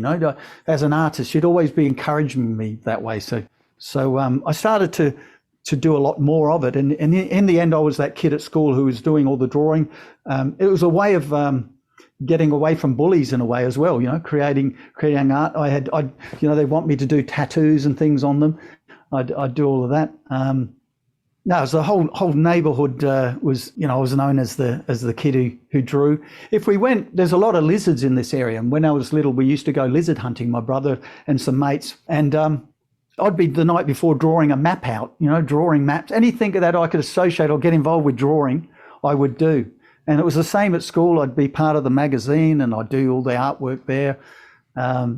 It's just something I've always loved doing, It was funny, when getting ready for this interview or thinking and looking back on some old stuff, just discovering some of the things I'd done in the past or just thinking about it in general was like, oh, wow, I did that. Wow, that's quite a lot of stuff, it was nice memories. And I nothing's changed. I'm still enjoying it just as much as back then. It's awesome.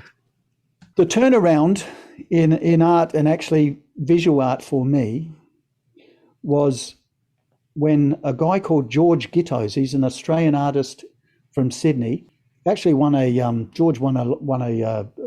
that long ago. He was announced. He won some award in Sydney to do with the arts.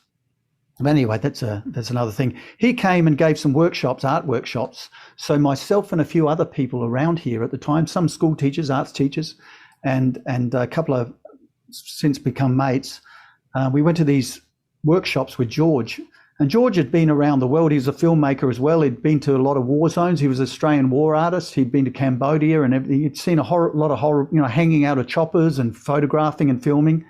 He's since gone on to do some stuff in the States in some really rough neighborhoods to do with hip hop artists. But anyway, he came and he was doing some industrial work. He was down at the steel industry here painting industry and for an exhibition. So he gave some workshops, and he was the sort of guy who encouraged us to, hey, you should form a group of you artists and create exhibitions. So that's what we did. I became part of something called the Red Dust Art Group, and we started exhibiting both locally and in Adelaide. And so that was probably the seed to exhibiting. After a while, I started to realize I kind of wanted to do my own thing. A group exhibition is really good, and but that group meant I had my own sort of ideas about art, and I wanted to break away from that. It's something, I get together now and again with people and do some group stuff, but I'm kind of in my own little bubble as far as the work goes. And I'm enjoying that at the moment, really enjoying it at the moment. Just creating art for art's sake, and not having to worry about trying to create a body of work for an exhibition and all that. It's kind of just happening. Yeah, life is good, man. New Magazine is our media sponsor for the Tenet podcast. That's NUE. You can follow both the national and the Denver edition of New Magazine on Instagram. Edition can be found at new_magazine and the Denver edition at new_Denver_magazine. Look to New for compelling stories from the world of art and fashion. Thanks for listening. When we spoke previous, you said that you're not nostalgic about your work at all, that you're always looking towards what is next, and that you believe the best work is still ahead of you. Yeah, for sure. Once again, it's like music. Some of the stuff that I listened to as a young man was fantastic, and I can go back to it nostalgically, I can, but I have a different head on my shoulders now. I can't lyrically and all that, the things that those songs are about, I'm in a different place. So I'm interested in other work and always, what's ahead of me. As I grow older, the things that influence me are a lot different. The things that I'm interested in are a lot different. I look at the world a little bit differently. So nostalgia, definitely, I can look at old work, but like any other artist, I do also see a lot of mistakes and things that I wouldn't, and even some pictures I've done where, no, I don't think that way anymore. That's not going to see the light of day. Yeah, I do like to not know what is to come, and I don't know tonight, tomorrow, next week what I'll be drawing, or I've certainly got paintings and things to work on, and there's something about turning a canvas around too, not seeing something for a while and then seeing it as new and what you can fix. But I like landscape at the moment. Landscape is something that appeals to me. It's kind of like classical music. It's that thing that's very special, and the classicists sort of did such a great job aesthetically, but I do a lot of through walking out bush a lot when I can. I'm trying to capture something of the bush in this area, but I can't quite get it. You can't just draw it, or you've got to capture that feeling somehow. So I can't get that. That's the thing that frustrates me at the moment. So that's certainly not keeping me awake at night, but I know that's something that I'll eventually do is create this work. I don't know what or how yet, but I've tried charcoal drawing, been out in the middle of nowhere, and that's a beautiful thing, where you're out in the middle of the bush. It's like no one's been there. If I send the drone up, it's quite scary actually, because all you're seeing is trees and scrub and for miles. And so God help me if I get bitten by a snake, But anyway, I'm just trying to capture that. Maybe it's an Aboriginal thing, I don't know, but that sense of, there's that sense of place we hear about. That's the number one thing at the moment for me. Definitely the number one thing is trying to capture something of this area that I come from. In the last few years, I've started to have a little bit more interest in that, in the area around us and the history of it. And I want to capture that. Just thinking about it is frustrating, It sounds like it's really challenging you, and that's why you're drawn to it, because it just doesn't come as easy as some of the other beautiful things that you do. In order to capture the essence of what you feel from that place and what you see, it's really pushing you, it sounds like. Yeah, well, you can just have a seascape where it's just a horizon line. There's the sea and the sand. But there's some artists, is it Casey Bohr? There's some artists who can look at just that simple thing and they create this magnificent, it's sort of like a feeling, it's just I think that's what separates, when I talk about in the past of people like, I'm not exactly comfortable with that name artist, but those people that I see who can do that sort of work where that's another step, that's where it's not just the look of something, but you capture the feeling, there's something else. It's not just your eyes that are attracted or striking a chord. It's something, your soul, Yeah. And that would be the ultimate for me. They're what I call artists anyway. Once again, it's authenticity. That's what I like. And if I'm going to do something out bush and spend all this time, it's the thing that's taking me out there. Who wants to go out in the middle of nowhere in the bush? Well, it keeps drawing me back there because I want to capture it. And that's either going to be out there or it's going to be here back in the studio. It might involve filmmaking and photography, or it might be visual art, painting. I'm not sure. It might be everything. But if someone looked at my Instagram feed, they're not going to see any of that though. There's that duality of the thing. They're not going to see this other stuff that I've got that's really driving me because it's not done yet. It's not ready to show the world. It's that song again, isn't it? That you stop and pull over. Right. You hit that song on the radio. It's the same thing.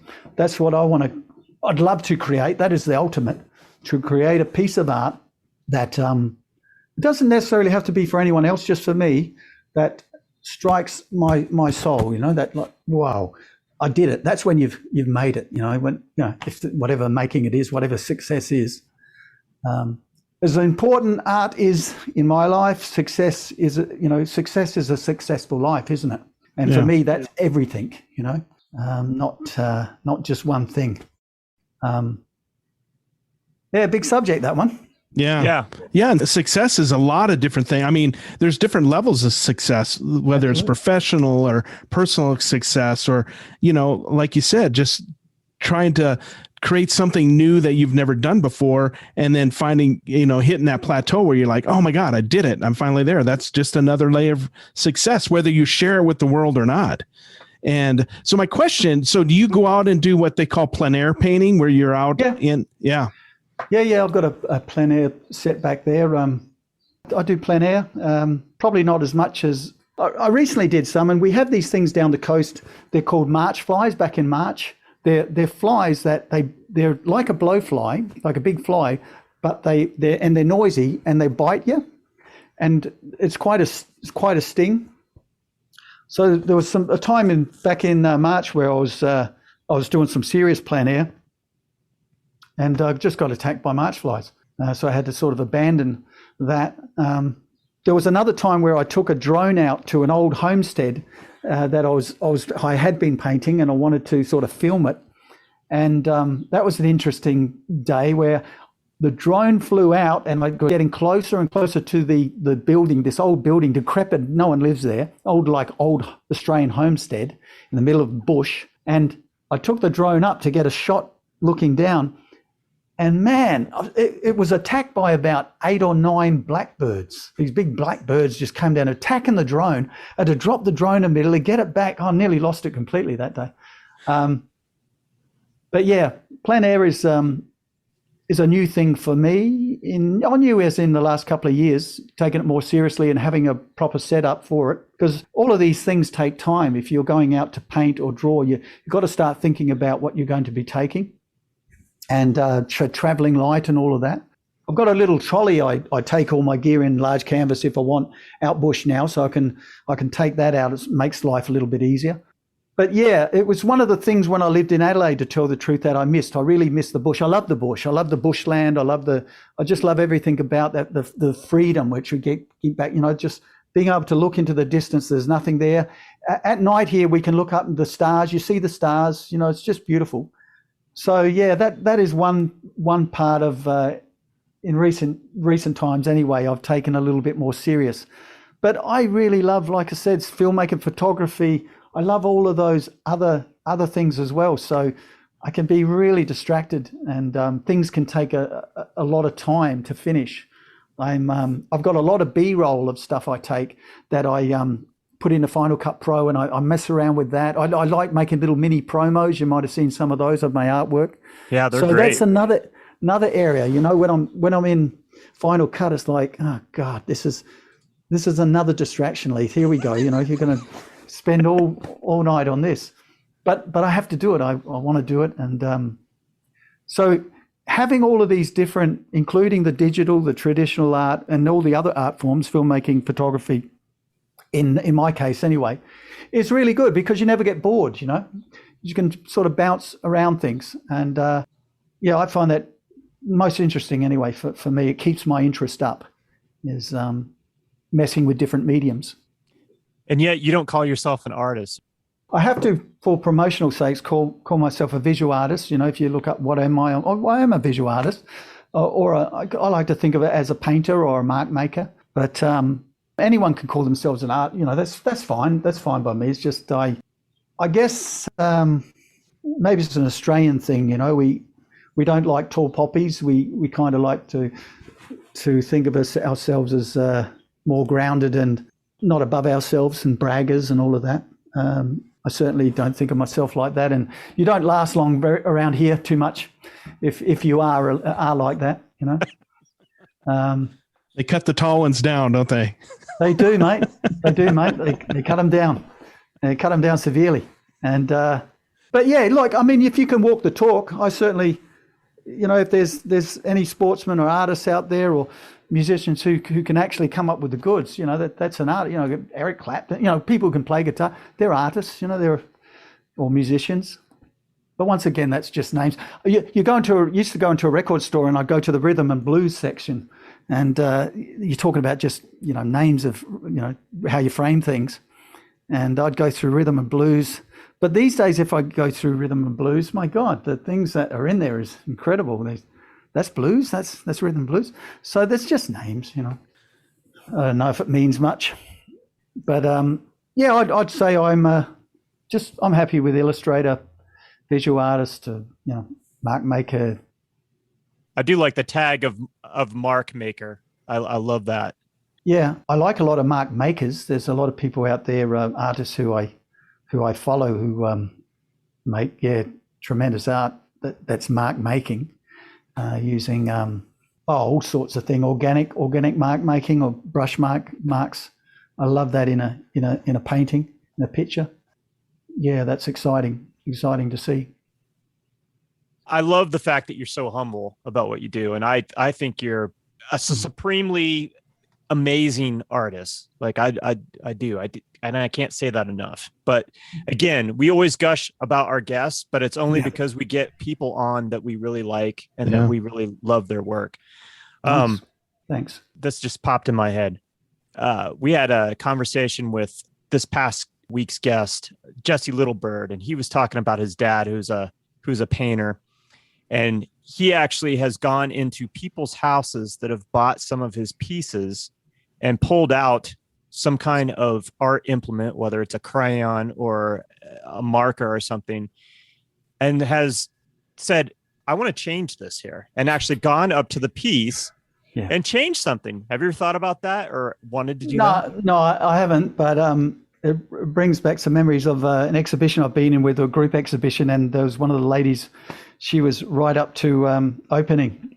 During the opening, she was still working and charcoaling a drawing. It's quite funny. Yeah, I've heard of plenty of people who've done that. I like some of those artists who've they've gotten old paintings from fetes or fairs, or, you know, secondhand pictures from God knows where, and they've painted over the top of them, you know, like added things. That's very interesting, I think. I like that. That's something a little bit different. Yeah.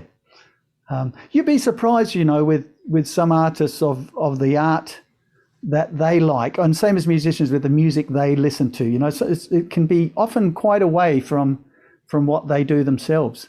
I used to make that mistake years ago. I think it was Elvis Costello. I was looking at some of his influences, And I'd go back and investigate these people and think, I'm not sure about that. I'm not too keen. You know what I mean?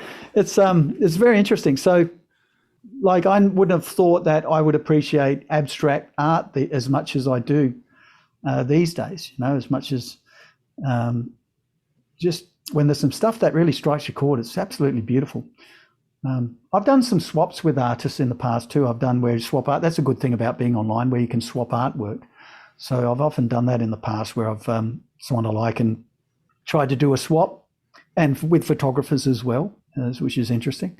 But no, it's fascinating looking at some of the older pictures you do. I said before that I often see the mistakes in them, but some of them, there's been some where quite a lot, I shouldn't say some, but there's quite a lot that stand alone. But if I go back to sketchbooks right now, and if I was a person who was looking for ideas, I can see a lot of work there, but it's of another time. And you might make a successful image out of it, but it doesn't say enough of where I am right now. So that's a difficult one. I've got friends and other artists I know who talk about the muse and all of this sort of thing. And I used to think a lot along those lines years ago, but, you know, a very romantic way to think about art. But what's that old expression? The muse has got to find you working. What is it? 10,000 hours? Is that what they say? Is that what the 10,000 hour rule? You know, that and more. It's all about working, you know. You got to put the hours in. You know, that's the other thing for young people. Yeah, you got to. There's one thing. There's a certain amount of luck you can have for sure, but you've got to put that work in. When you look at the Picasso's work, if you looked at his early work, his early drawings, it's nothing like what he produced later on, Pablo. You know, it's magnificent. You know, his mum at her deathbed. Like his drawings are fantastic, and it's the same as like when I think about pop music and Van Gogh. He's kind of like a pop star, but if anyone looked at his drawings of trees, you know, it's the drawings that to me are they're the art with the magnificent pieces. The pop songs are all out there, you know, the sunflowers and irises and everything, but his drawings and the fields and his trees, the way he draws trees, it's got like he was looking at a lot of Japanese prints during that period. You can see it, the Japanese prints in his trees, the way he draws. So it's just something that you, as far as looking at it, you know, going back to work, I still got to refer to, you know, the excitement of old artists, but the new artists that are happening now, and the new artists that I like that are happening now are also creating work that's of now. And so that's the thing that interests me. And it's one thing to have the muse and all, you know, like, and good on people artists who create that way. They have a muse, fantastic. But I just have my way of doing things, and it's not that it works, it's just the way I am. If I can make mention of an Australian artist that I really like, who's probably I can relate to a lot, because he does not big note himself. He doesn't, you know, he's not hugely popular, but he's a guy called Paul Ruiz, Ruiz. And look him up if you can. His is the work that I'm lucky to have a magnificent charcoal drawing of his on this wall over here. That's probably why I remembered. But there's people out there in the art world that they've not got that, what you call success, what we talked about earlier, but they are absolutely stunning with the work that they produce. And they're producing it because that's within them, that's they love, and that's just, you know, they're outpouring. It's how they calibrate the world, you know, just like myself. But that is an exciting thing. So please do, when you get a chance, look up Paul. I love giving certain artists, so I really appreciate a plug if I can. But women artists, when you talked about women before and girls, I mean, some of the best art coming out for me that I'm interested in is actually by women artists. You're probably familiar with Laurie Lipton, maybe? No? Oh, No. I've heard the name, but she's an English artist living in America these days. Laurie's great. But Pamela Wilson, look up Pamela when you can. I can't say enough about Pamela's work. My God, and she's an incredible interview. If you ever listen to her interviews, I think you'll be pretty amazed by Pamela. What's Pamela's last name again? Wilson. Wilson. Okay. Yeah. I'm writing these down while you say them. Good on you. They're the artists I really like. Otherwise Russian tonalists, I really like Russian tonalists. With the landscape, that's the other thing when I was talking about landscape before is I'm into what you call tonalism, and a sort of reduced palette, so it's not all the colours, limited palette, Zorn palette, some call it, but you can add colours to it. So just going along in life and discovering by accident some of these, just like I did with songs throughout my life, these artists that just come, and some are very popular and everyone knows, and others, they're just living on Instagram or so on. But my work, if you're looking at my work, I have a love of line. I liked an artist called Rick Griffin. I think he was in the late 70s in San Francisco. I like a lot of his work, and Robert Crumb. You probably know Crumb, no? Yeah. Yeah. So I came sort of from a cartooning background in a way. It was only in later years, many years ago now, but I never forget when I made the transition from just doing black and white art to painting. And that was, I was at a guy's house, a jam session. So I was playing harmonica. There was a singer and a guitar player. And I was looking up around the wall, and there was paintings. So when I'm playing, I'm looking up around the wall, and there's these small paintings. And I said to the guitar player, "Who's this guy?" He said, "Oh, that's my brother. That's my brother, Carl. He's an artist called Carl James." I said, "Oh, do you like his work?" I said, "Yeah." I said, "I'd really like to meet him, and yeah, I can sort that out for you." So I went round to this guy's house, made a phone call. And I remember walking out the back, and he had against the wall this huge canvas and a rag soaked in oil or something. He was just going hell for leather on this, throwing this paint on. And that's when I really thought, man, that's for me. That's when I think I fell in love with, like, wow, this is what you can do with painting and paint. That freedom of throwing paint on and the intuition around that, all those things I love about good art. And from that point on, that was really it. I sort of started to open my eyes and ears to visual art as in painting, because it's always something you think when you're young, oh, I could never do that. I could never do that. And that's why to this day, I try to fight against it, but I keep going back to cleaning things up and the line and the black line that comes from cartooning around even that work from last night. There's some outline around there rather than the blurred or loose painterly edges. I tend to go in there around the hands and black. So it's hard to lose some of those little things that you've spent years doing. And I guess that's how I can understand people saying to me, "Oh, you have a particular style, Leith." And I think that's what that particular style is. It's that meeting of line art or illustration, cartoon to painting. That's where I think some of the successful works come from. But it's also a problem because I'd like to loosen up, and I use a lot of wider brushes with some of my landscape attempts. And it's a continual fight I have of trying to move away from and that's the other thing. I don't need to worry about taking risks. I can just do that if I want, but it's hard. I'm fighting against myself here. But if I had a gallerist, they'd say, "Oh no, Leith, no, the people are buying this. You've got to stick to this." Yeah. So I've been enjoying using a wider brush these days, a limited palette.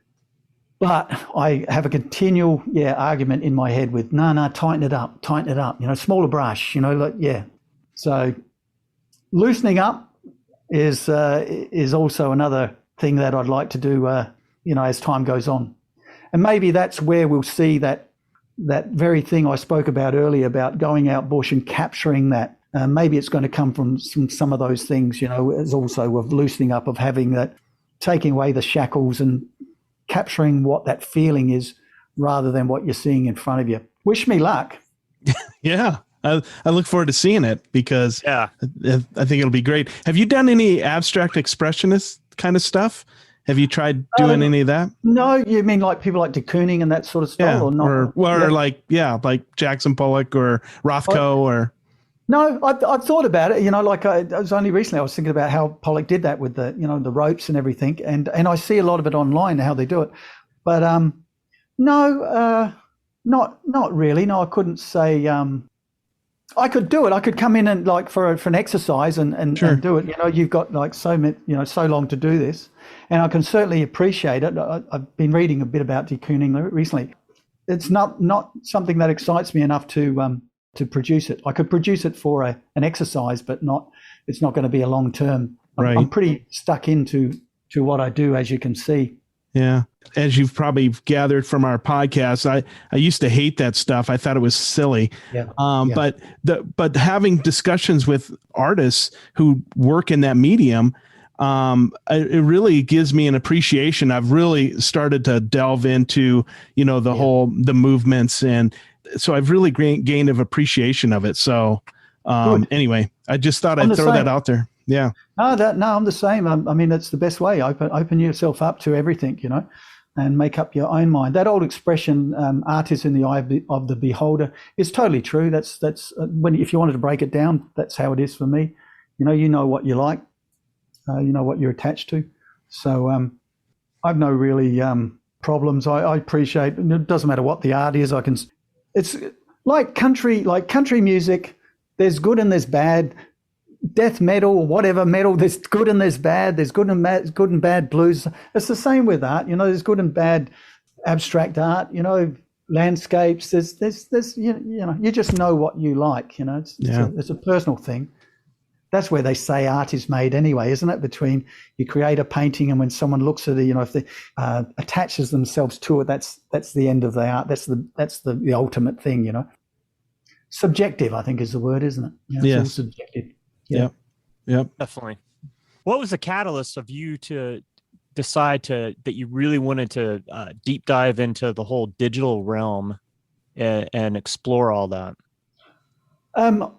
Because I was doing cartoon, I went from cartooning to illustrating and magazine work and everything. I always had my eye on what was happening in the graphic arts world. And I used to get an old magazine. There's probably if there's any illustrators out there that probably recognize the old Step by Step magazine that was produced in the States. And I used to be fascinated with some of the artists of that ilk, Milton Glaser and American graphic artists. I was always interested in that sort of stuff. So that was probably the catalyst for me to move into graphic art rather than just the illustrating, the cartooning. That was the thing that excited me. I mean, even fonts, the way fonts, you see a book these days, artists that create font, they're another thing that I find amazing and interesting is fonts. I've done a lot of posters in my time as well. And so it was just purely having my eyes open and looking at art and realizing what I liked and trying to adapt that to what I was doing at the time. And any excuse I could get to create art, I was doing. So if there was a local music scene, for instance, which there was and is, I would want to be creating posters for that. So that was another thing I was doing often was art posters for gigs and things. But I'm not really answering your question, am I? Yeah, you are. So you call this thing that you do now kind of, would you call it tradigital? Tradigital. I don't know whether it's something I came up with or it's already been done, but yeah, traditional art and digital. So tradigital, and I'm doing a lot of that at the moment and have been for a while in the sense that I can often start with a drawing or in charcoal usually. Sometimes I'll get a little way in, sometimes I'll get a lot of the way in, and then I'll scan it. And then once it's in either Adobe Photoshop or Procreate on my tablet, I can manipulate and add color and all of those things there. So I can turn an idea that might not work as a composition that I've already committed to, drawing and the figures over here, to putting the figure wherever I want. I've sometimes used people from one picture and added them to another picture. So it's just that being able to manipulate things using, I mean, at the end of the day, you're still drawing. It's still your hand. If you're drawing on a tablet or on computer, I mean, you're still drawing. It's such a. I mean, I guess me saying that is also me recognizing that I've got a problem with it. But there's nothing better than seeing a charcoal drawing. Better than seeing it on a screen. It is. And I'm doing that. I'm drawing digitally, and for some reason people devalue that. I don't know why, and I think to a certain extent I probably do myself. But I do both. And I think that's one of the problems I probably have. And that's why you're seeing behind me, people can only hear this, but I've got a bunch of, it's almost like show and tell, there's paintings surrounding me. Because I think that I'm still a bit paranoid about it. I'm still like, I want to say, hey, I'm a painter, like as if digital art is devalued, Oh, yeah, but I do this. But that's that same thing as I was talking about with Picasso. Pablo, he was a fantastic draftsman, and he went on and to this other thing, created this other work and sculpture and everything else. It's the same to me. It's the same thing. I'm creating art, just a different medium, digital. Yeah. And the way I do it, it can often look like a painting. And I don't mean to confuse people. If they ask, I tell them. But it certainly helps when I'm creating, 300 DPI high-res prints. It's a lot easier than taking a photo of an artwork and getting into Photoshop and using sharpening and toning, trying to get those things right. So, leads me on to something else, which I'll talk about after. Do you think people are really hung up on the whole digital thing? I get hung up as a photographer sometimes because I came up shooting film. But yeah. I think there's some kind of like weird thing with digital because it's zeros and ones. I don't know. It's changing, Todd. It's actually being accepted a lot more. There's some great artists out there. There's an American artist called David Casson who does classical portraits. Yeah, write that down. David Casson does beautiful portraits. His wife as well, but does beautiful portraits. And he also uses he'll sometimes be out and doing portraiture with a digital tablet as well. He'll go out wherever he is, and he does workshops as well, and he'll draw with it. So you can watch on a workshop of his just on drawing onto tablet, and yet at the same time he can do 10-foot large paintings and that are like a photograph, beautiful work. So that is opening it up. That is making people like myself think, oh wow, you can do. He's doing it, and look at David Cassan, So that's starting to break down a bit. There's some artwork that I discovered recently on Instagram that it took me a while, and I realised that was all digital as well. And that particular guy's making a hell of a lot of money out of it too. There's certainly on the commercial side, there's some advantages. Yeah. People these days don't want to buy an original piece of art, but they're interested in a print. And it doesn't really matter if there's not an original, that it's not original traditional piece of art, that it's a print, from computer. So there is a market in that. But I guess the way that I see myself and, personally, how I like to think of myself in art terms, I do like the fact that I paint and I like to be known as someone who can paint and draw. So there is a certain amount of risk in creating digital art and people thinking, oh, wow. So you'll see in my feed, I'll mix it up. You'll see digital art and you'll see images of paint brushes and things and some of my original art is this picture painting over here, which is a fairly recent one to do with the COVID. So, which is pure oil. So it's a juggling act, back to the circus. It's a juggling act. And I'm trying not to drop the balls at the moment. Maybe throw in a chainsaw. So I got a question. So let's say you completed some digital art. What substrate do you print on, or what medium do you print on? Are they glossy prints or canvas or mixture?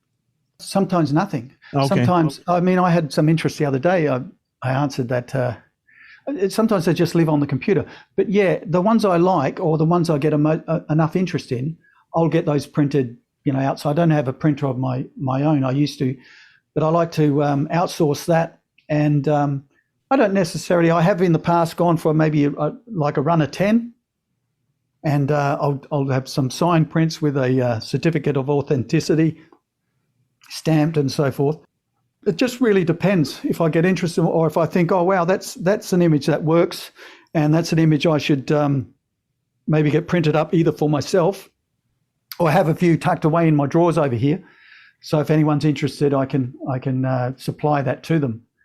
So yeah, as far as digital prints go and digital images, I also like to embellish prints as well. So now and again I have for sale embellished prints where I'll go in and hand paint as well within that print. I've also in the past done black and white prints and then painted those as well.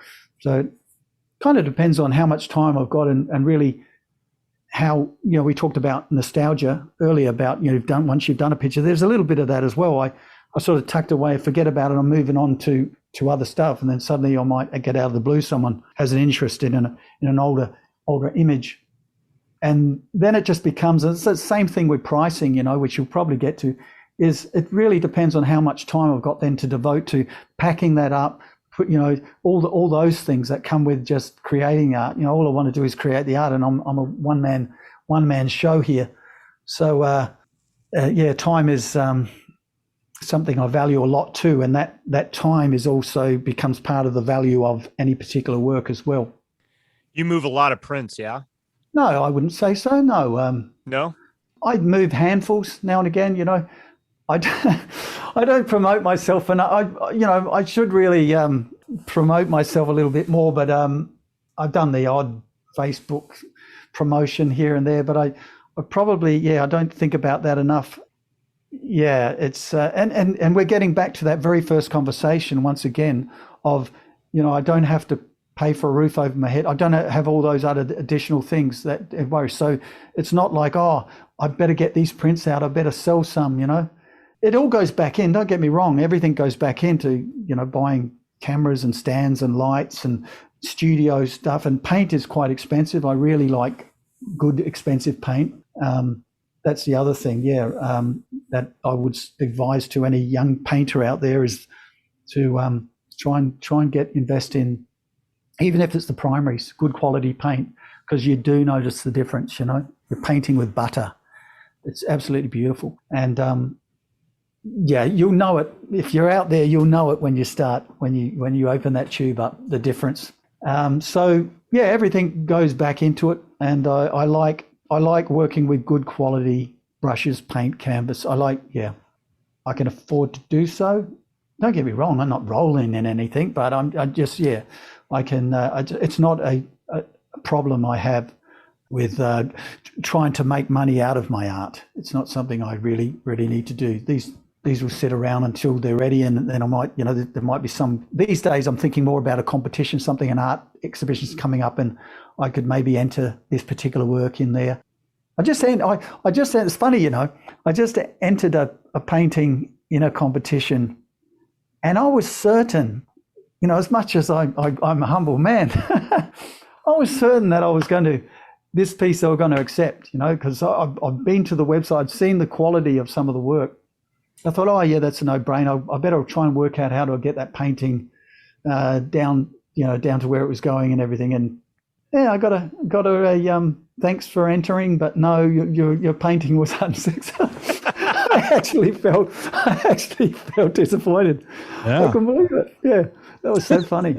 I love the humor in that sort of thing. That's why I'm laughing it's like too. Me saying, "You idiot, Leith." Yeah, it's funny. Oh man. So is it the process or like the final piece that you really enjoy? Oh, it's the process. It's process. Okay. I thought it would be the process for you. Yeah, it's a process. I get so excited. I did this painting once that was probably about 6 feet by 4 feet.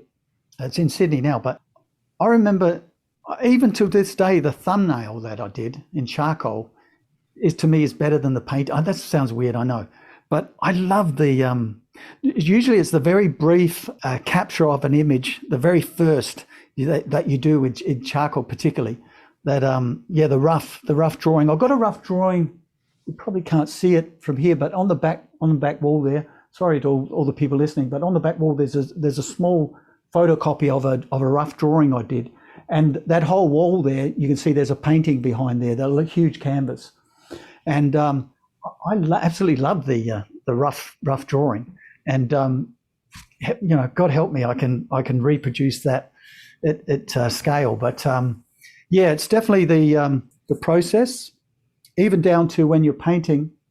I can be here in this studio late. Don't have that too many late nights, but there were some times where I'd be leaving the studio here at 2 a.m. or something, and I'd go outside the door, and I just sort of close the door and I'll open the door a little bit just to have a peek. Like I was so excited about what was on the go. You don't quite get that once it's done. To a certain extent, you do, but you start to think, oh yeah, maybe I could have done this better, or I could have done that, but to the person who's seeing these things for the first time, you've got to remember that they're blown away, but you kind of like become a bit nonchalant about it, the whole thing. But I don't want to come across as like knocking my own work and that. But it's just that one way. You're only going to improve if you haven't. Might as well stop now. If you think same as musician, if you think you're that good and you can put that name artist or musician, on, then you might as well just dig your own grave now. It never ends. Art and music, you never get to the end of it. So it's all a journey, and it's all exciting. And the fact that I can somehow manage to juggle that with life and a family and my wife and our 2 cats and the dog, I'm really, really happy. You've caught me in a very good spot at the moment. There's not a lot of pressure, and I'm really enjoying painting, and I'm excited about some of the things that are ahead, and particularly what we talked about earlier is that landscape thing that I want to try and conquer for myself. Yeah. I love that. Yeah. I think that's great that you're striving to push yourself into a whole different realm and explore something. And it's not too far. It's not too far, Todd, from what I'm doing, but yeah, it's definitely just a little sidestep there. But it's all art, man. Same as what you're doing. When we were talking about this whole thing, about the whole landscape thing, it reminded me of a story that one of my professors in art school told me. Are you familiar with the photographer Yusuf Karsh? I don't believe I am. So he did a very famous portrait of Winston Churchill, and the way that he got that portrait, and this is why I'm telling you this, because you might have heard this story before. Right. But just before he took his portrait, he was, he loved his cigars, and so he was there with his cigar, and at the last moment, because he was shooting large format, right? The last moment, he walks up to Winston Churchill and he rips the cigar out of his mouth, and then he clicks that shutter just at that moment. And he kind of, Winston, it's a very famous portrait of him, but he has this very kind of like stoic, kind of almost semi pissed off look about him, very strong. Brilliant. Right? But the reason I'm telling you this is that my teacher worked in his studio, and he said, even though he did all these amazing portraits of all these famous people all over the world, every time that he would hear any kind of emergency vehicles, the siren coming towards the studio, he would always grab his 35 millimeter and run outside and try to capture that action, because he loved photojournalism, even though that's not what he did. But he was always looking for that exciting photograph of the fire truck with all the firemen on the back of it, racing down the street towards the fire. And so he'd run out there with his camera and he'd click away, and then he'd come back and he'd go to the dark room and he'd develop them. And he was always disappointed because he was never capturing that one thing that he saw in his mind, that picture that he saw in his mind. But that didn't stop him from attempting to go out there and try to capture it. And I thought that's wonderful, right? Like, here's this guy that's a brilliant portraitist, and yet he loves photojournalism and he wants to capture that moment. And even though he fails and fails time and time again, he's still out there every single time trying to capture that thing, that vision in his head. The butterfly catcher. Yeah. Yeah. Always out of reach. Mm. Yeah. Mm. I thought that was, I don't know. Yeah. It resonates with me, and I love that story. Mm-hmm. And I that's why I guess I think it's really cool when you hear somebody that's like exploring something not completely different out of the realm. Like you said, it's not completely different for you, but there's something in your head that you see in your mind's eye. Definitely. And you're trying to capture that thing. And I think that's great. That's wonderful. I'll have to look up. I've probably seen that particular photo you mentioned, but I'll have to go back and look for it. It fascinates me, some of those old photographs. I always think about what was happening just before or just after, It's just this incredible little snapshot. And often when you take photos yourself, you'd know that if I'm talking to someone, some of the best photos I've got is you're taking the photos where people don't even know, and then you start, as soon as you go, lights, action, it's a completely different person there, So, photography's, I look at a lot of photography, by the way, and that's another art form. Once again, that they're paintings, that some of them are just fascinating. That's another thing when as a young man where I thought photography was an art. What a ridiculous thing, ridiculous. I used to think, oh yeah, but that's not painting. But man, photography I love seeing photography and art together too, where you got the two, and the ultimate would be some sculpture and paintings, Imagine if you could be involved in, that's one of the things we talked about, isolation, I guess if I was living in Melbourne or Sydney, I could probably get involved in some groups where, you had that sort of thing. You could have an opportunity as a group exhibition of being photographers, visual art and sculpture or pottery. Oh, that would be, and wine.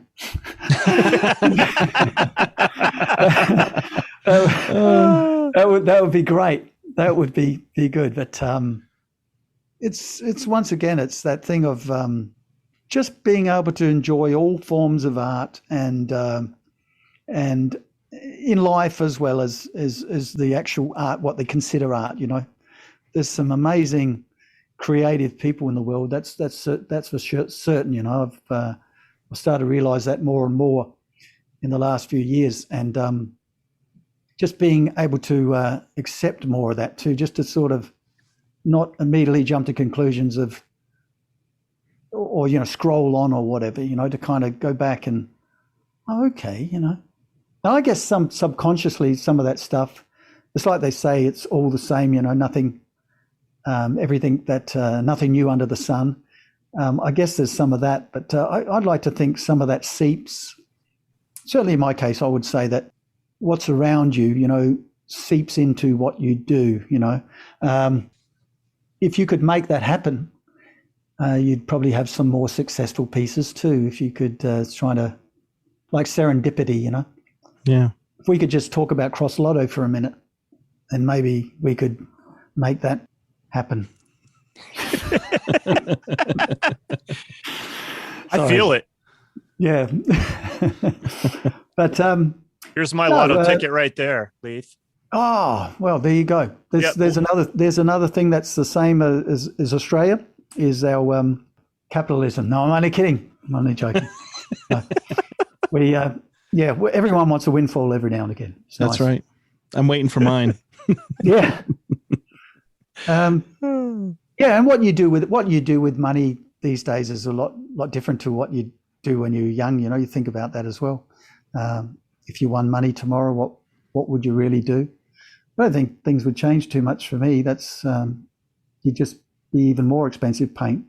I mean, winning the lottery, being successful for me is just being able to carry on something in life that I'm passionate about, and that I believe in, and brings me joy, and it's kind of like blues music. It's very healing, and art is very healing as well. And so when you talk, we talk about, I said that I like the dark and light. When a dark picture is, you're exercising a different part of your brain, aren't you? You've got to have the good and the bad. and I can't enjoy that cross lotto I'm going to win this week without the bad part of it, of cleaning up my cat's tray in about half an hour. Good and the bad. Yeah. You know what Tom Waits said, right?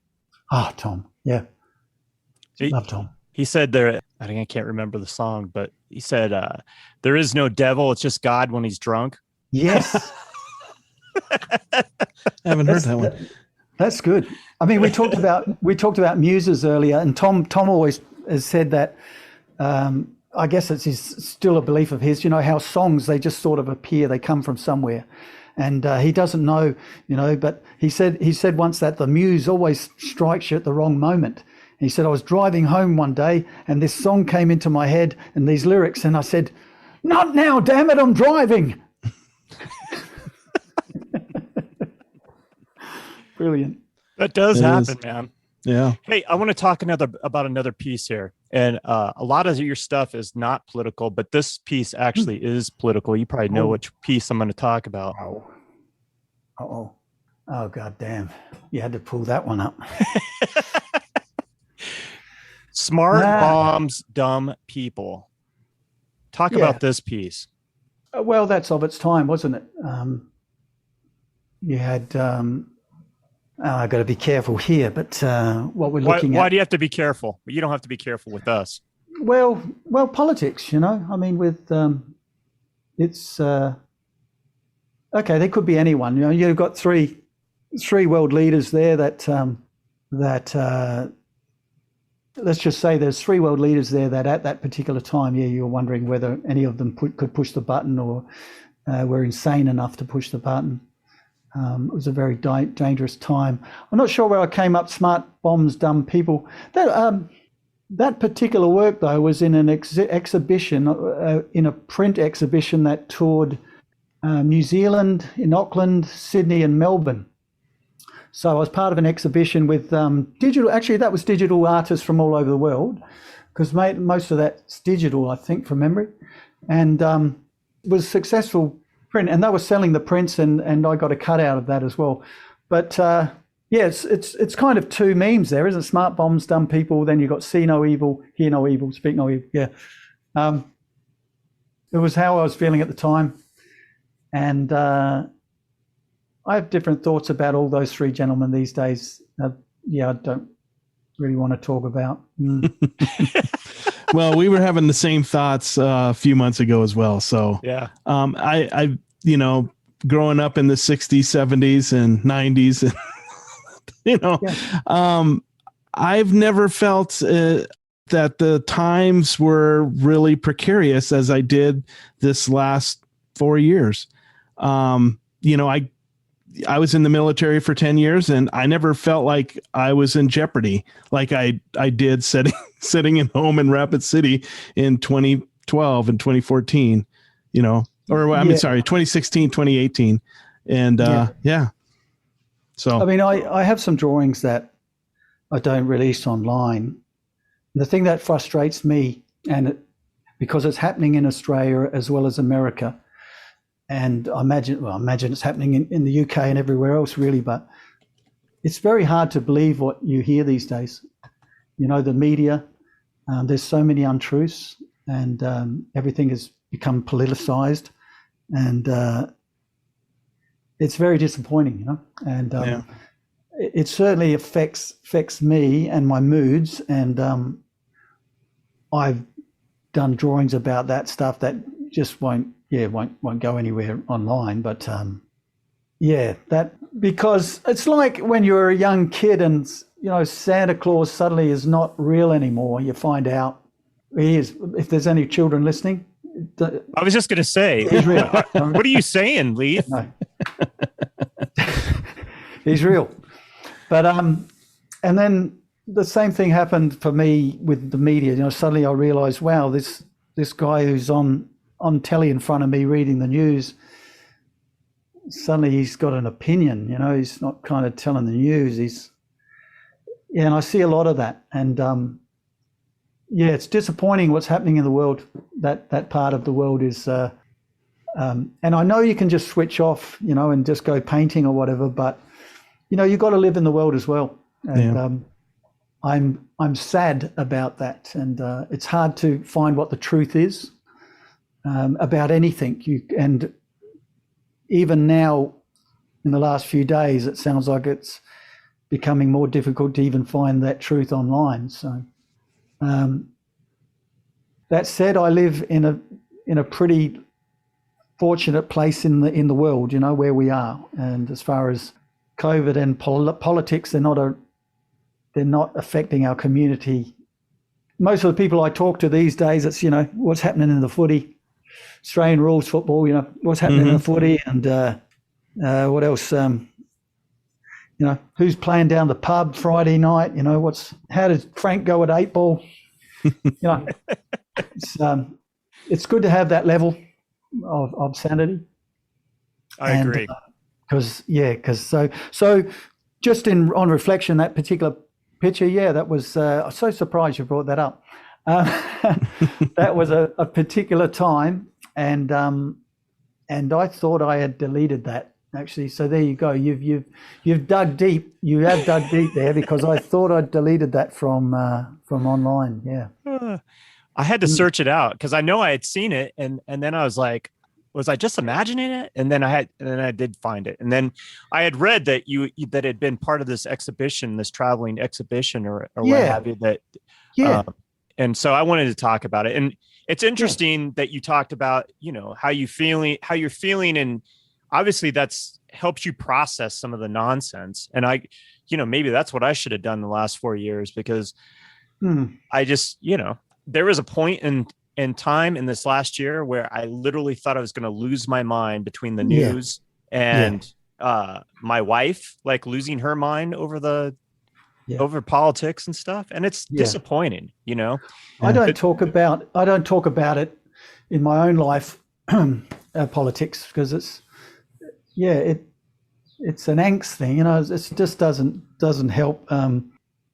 I think there's people out there who love that sort of thing, politics, but I'm in that situation where I'm creating artwork which is reflecting the world I live in, and it's that's a dark spot where I don't show that online. I don't think so anyway. There's not to the extent that the image you just showed anyway. But everyone will hunt that image now and now.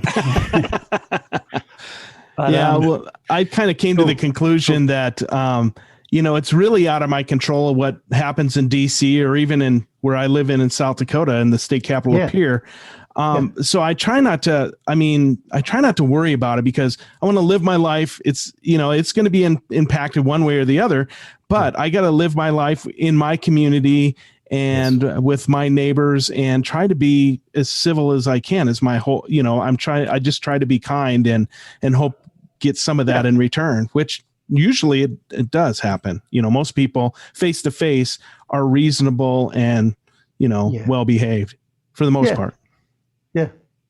I mean, I'm still trying to believe I'm talking to a couple of guys from the States, it's just technology just amazes me, still amazes me, how we can live in, you would never dream of something like this, years ago, that, particularly talking about, what's going on in the world, you have your own world, I have my world, and for them to come together today is just incredible. A shared experience. That's right. And, but no, I try to concentrate in life on the important things, and at the same time, enjoy some of your creative pursuits. Yeah. Do you ever run out of steam when you're working?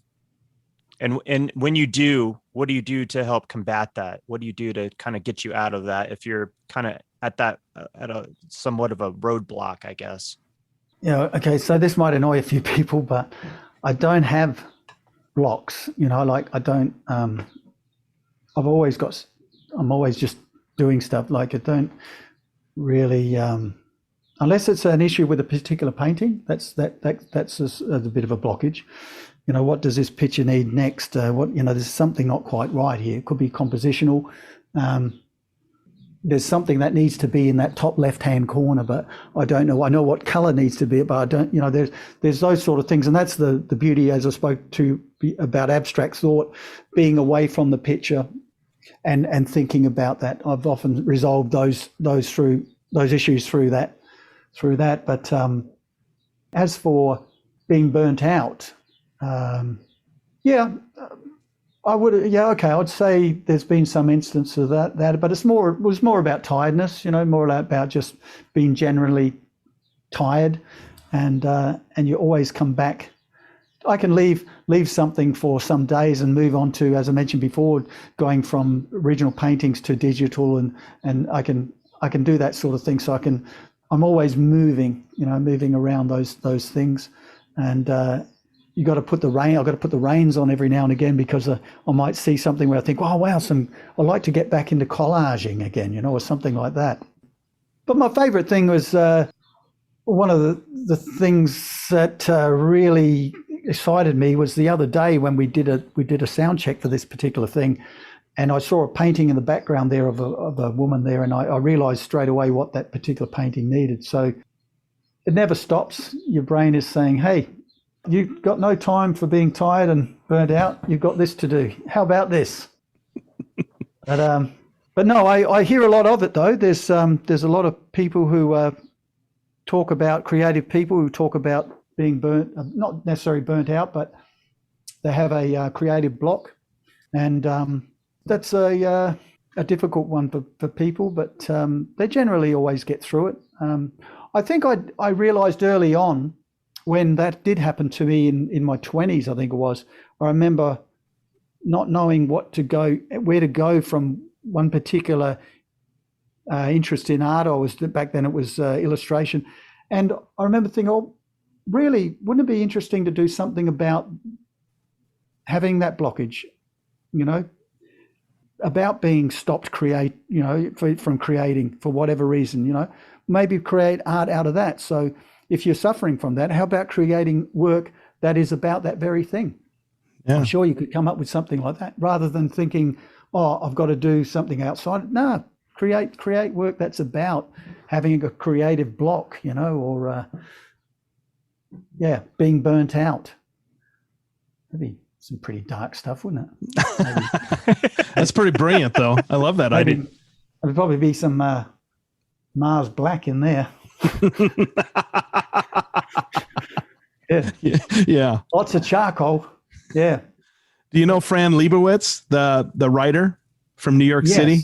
Yes. So she's been on a 30-year writer's block. So maybe we need to send her this episode and just highlight this section saying, write about writer's block, and then you won't have it. Well, that's ridiculous. That's a long time. That is a long time. What's she been doing? Sitting there with just the typewriter. Yeah. Pin in hand. I guess I better have another scotch. I don't know. Sorry, Fran. Oh, that's funny. I love it. I knew you had some exciting that has happened recently, a recent development with this iCanvas. Yeah. Yeah. That's pretty exciting. iCanvas, which a company, I believe they're based in the States. They sell canvases worldwide, printed canvases.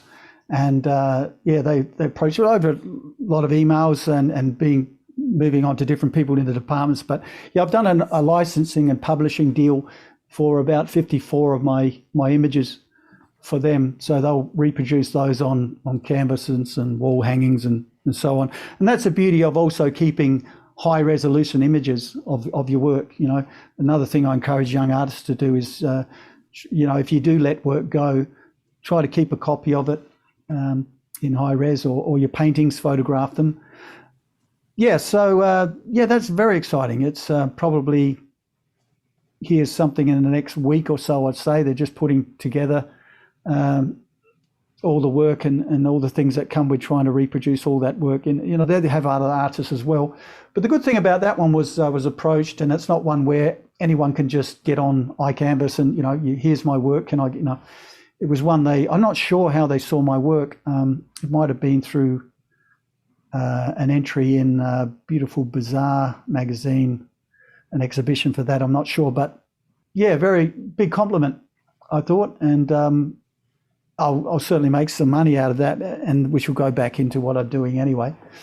But yeah, that's very exciting. iCanvas.com. So I look forward to being part of that large stable of artists, and it's kind of work that's not all, 12 months from now, I'll probably have another 50 different works that I've moved on. But for now, I've got to be happy with that my name is on all the work has got my name on, and to have that being sold all over the world at that scale too, of a company like that is, I'm sure I'm going to get a lot more interest in what I do, and that's always nice. Yeah, for sure. So let me ask you this: how do you go about selling your art most times? Is it just these prints that you typically do, or do you sell a lot of original works from your Instagram? I have I get an email emailed. I've got some people looking at my work at the moment from Sydney. People approach me either by email or I was in those 4 galleries for a time there. Actually, I was in an exhibition in the States too, in the Fourth Wall Gallery in Dallas years ago, and that was I wanted to make mention of that because in preparing for this interview and going back and looking at some of the stuff I've done in the past, the Fourth Wall, that was back in 2010, right? I did a group exhibition. I looked at some of the names I was being exhibited with in this group exhibition. And I mean, these might not mean much to you guys, but Sterling Hundley, Brian Froud. Now, Brian Froud is the guy who did the Dark Crystal and that sort of stuff. Gary Kelly, Cynthia Von Bueller, all brilliant graphic art. I've only realized now, wow, I was in an exhibition with those guys, and that was, once again, with the internet, that was a group called Storyopolis out of LA who'd seen my work and wanted to, I don't know why, just struck a chord with the guy who ran that. And so that work, I sent a whole lot of, I think about 8 pieces over there, really large canvases and drawings. And majority of that's still over there, to tell the truth. I think I've been living off that for years, saying, hey, I exhibited in the US. But back to the question, I mainly, as far as selling work these days, it's prints, which I sell not only locally, but to overseas people who approach me through Instagram mainly. Also via my website, I've had some interest in my work that way. It's difficult, particularly with paintings and things. I've started to do a few paintings these days where I've watched people like Cesar Santos and that, where they'll put a painting, they'll roll a canvas out on a wall, they'll paint it on canvas, and that way it can be rolled up and sent, particularly overseas and things like that. So there's the tyranny of distance as far as, and once again, it's all time to do that. So, but yeah, I don't have any problem selling work, but it's really just people approaching me. Hey, I've still really got to get my act together as far as my website goes and have a proper print section, but that's probably be looked after now by iCanvas, but it's got a bigger volume of people looking, more eyes on that work anyway. But I'm just accumulating work, and I'll eventually exhibit that somewhere down the track. I'm not sure. I've got a few options, and you're just getting better all the time as well, and you're looking at different galleries as the years go on. But I'm not really thought that far. I'm just into doing it. And the other problem there is, as far as pricing work with a gallery from years ago, I had my work at, this, say I had a $7,000 or $3,000 to $7,000 painting or whatever. So I've had clients buy that through those galleries. So now I've got works that are similar or bigger, but I can't, I don't want to sell them for that. You know what I mean? Like, and how does the buyer of that work feel? They paid all that money, and now you're so it's but that's just a conscious thing of mine. I have to deal with. But I certainly price work differently now of how I feel about it. Size has a certain amount to do with it, and the time you spend on artwork. But it's more about how much I like the work. If I really like it a lot and don't want to let it go, then the price is going to be quite large. That's a crazy world, pricing artwork really is. It's all over the board. Cheap. My prints are quite cheap, in comparison. I think, what's that, $60 Australian, that's what, $40 or something American for print.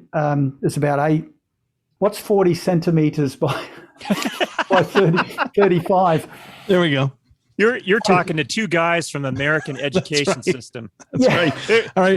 There was 1 year where they tried to teach us the metric system, and because it didn't take, they were like, "We're done. We're not even going to attempt to do it anymore. Really? Just be dumb the rest of your lives, kids." Yeah. Well, for what it's worth, for the mathematicians out there, about 40 by 30, and they're easy prints. You can roll them up and send them all over the world. So I'm really just, if someone wants a print of mine, it's the $60 plus, Australian, plus whatever it cost me to send it to that part of the world. Yeah. So anyone in Timbuktu, message me now. Yeah, I don't know. So all the Americans, your homework for tonight is find out what 30 by 40 centimeters is equivalent to in inches. That's your homework. Absolutely. And send us a note. Yeah. We will be grading. So yeah, and of course, selling work locally is always priced lower than what I sell internationally. There's that as well. So they just know me as, that's that Leith guy. I'm not paying that sort of money. Yeah. But, I saw him the other night playing down at the pub with his band. Yeah, exactly. Yeah. I haven't played for some time, to tell the truth. Well, several weeks anyway.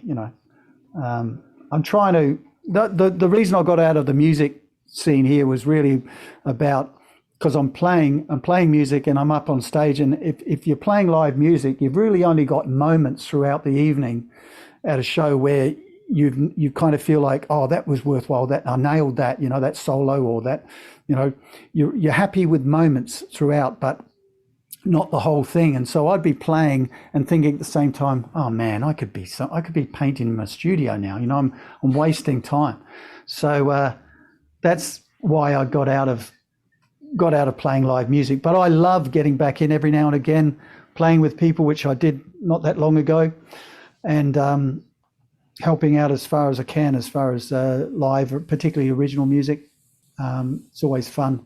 But no, my love these days is the pretty boring, and that's why COVID, for artists, COVID is just like, there's no change. You're still in your studio, you're still, you're still in that bubble, you just produce more.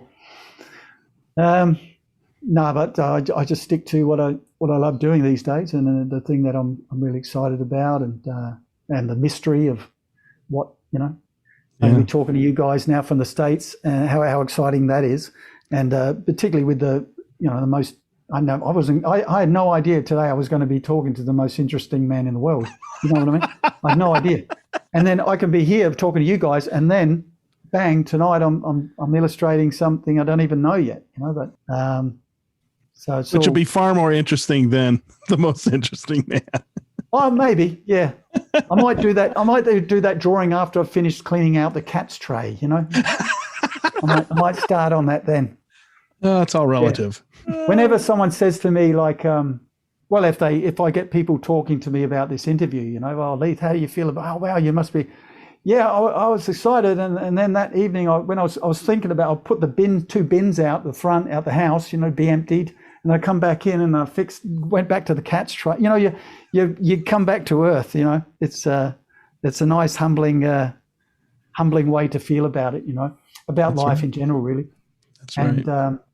And yeah, they're the things that help you carry on. Because you're competing all the time. Competing against yourself, but you just want to get better. And you're not going to get better if you start believing, you're something special. You were on this American podcast. You were on, you're on iCanvas now. So I don't know. Don't get me wrong. I am excited about it, and it's fantastic. But there's stuff to be done. There's some stuff to paint and draw and live. That's right. A couple more questions and we'll leave off here. Yeah. Can you, this is a question that we've asked before on the podcast, and we kind of had a little bit of a conversation the other day that made me think of this question. Can you separate the artist from the art?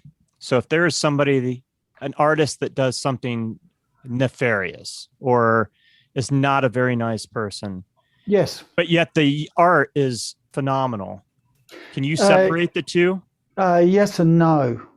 All right, without naming names, for instance, there's an American comedian I used to love in younger years, and he just recently got let out of jail for a technicality.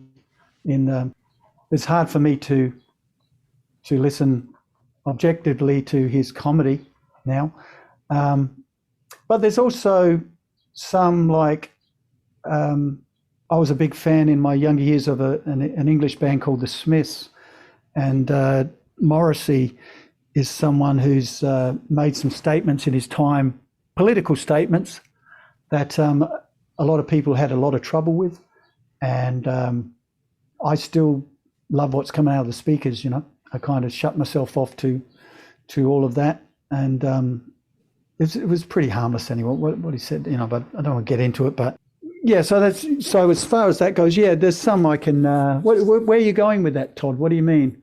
Well, we've talked to some other people that, you know, I think the first time we had this conversation was with Daniel Sprick, who's a phenomenal painter here in Denver. Yeah, for sure. And, you know, in conversation, he said that basically if it was good, if it was ever good, it still is good. And he was very easily able to just say, well, even though that guy is, you know, an a-hole or whatever, or has done something terrible or doesn't treat people well. Okay. He was able to say, I can separate that. I can still look at that art and go, I think that's amazing. It's phenomenal work, and not have that person that created it taint that experience for him. Oh, in that case, then yes. The work of Francis Bacon is exciting, you know, very troubled man and weird, you know, lifestyle choices and what he did, but just incredible canvases to stand in front of. Bacon. There's a lot of musicians I like who, drug addicts, you know. Lou Reed wasn't exactly a saint, but there's a lot of musicians I listen to who are, they've lived a life of maybe, you know, heavy drugs, things that I don't appreciate them for, but I love the music. So yeah, if that's where you're going with something like that, it probably depends on what level, you know. Yeah, I mean, we're not talking about Kiss here, are we, as well? We're not going to bring Kiss up. We're done with Kiss. As a joke, people. That's an earlier conversation. We'll leave Kiss alone again. No. A perfect example is probably like a year ago, they were canceling Gauguin, you know, because his relationship with the Tunisian girls or girl, his, you know, who he married, you know, and different time, beautiful art. How do you separate it? And to cancel him completely out of a show or whatever, I had trouble with that, but that's me. I'm the same, Dr. Seuss, you know, like, there are things I just can't understand. It was of its time, that particular artwork, you know.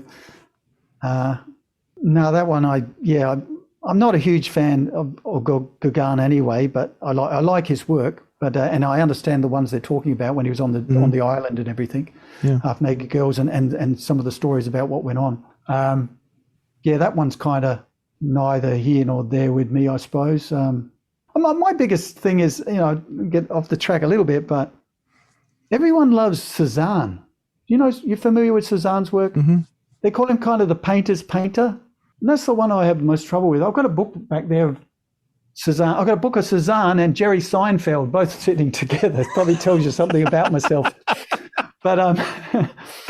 But Cézanne's always, he's a little bit like classical music for me, where I'm trying to find, there must be something here because everyone loves it. So what is it about Cézanne? I'm trying to get into understanding more about Cézanne at the moment. But no, as for the question, I try to separate. I do it on the most part. Try to separate as much as I can.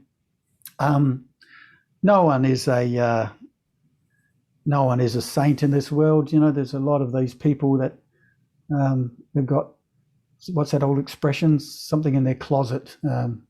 Skeletons in Skeletons closet. in the closet. In their closet. Yeah, whatever. Yeah.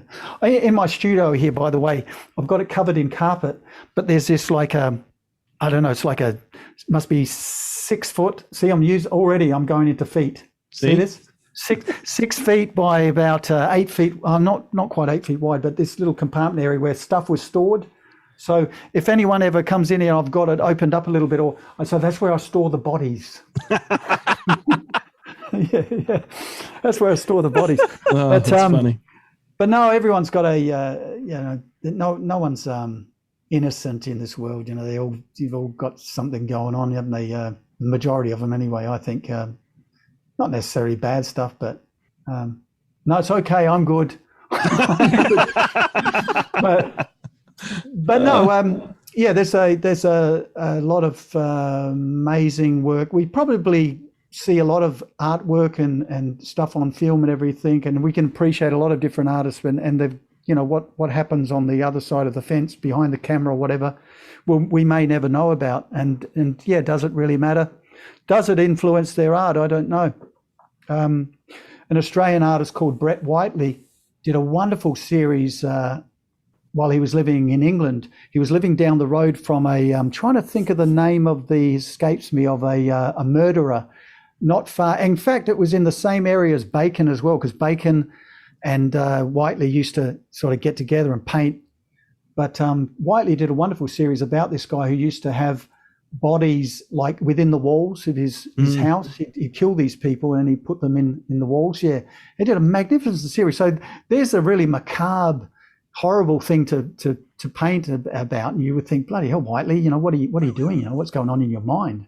But amazing work, and brought to our attention also some news about this particular guy. And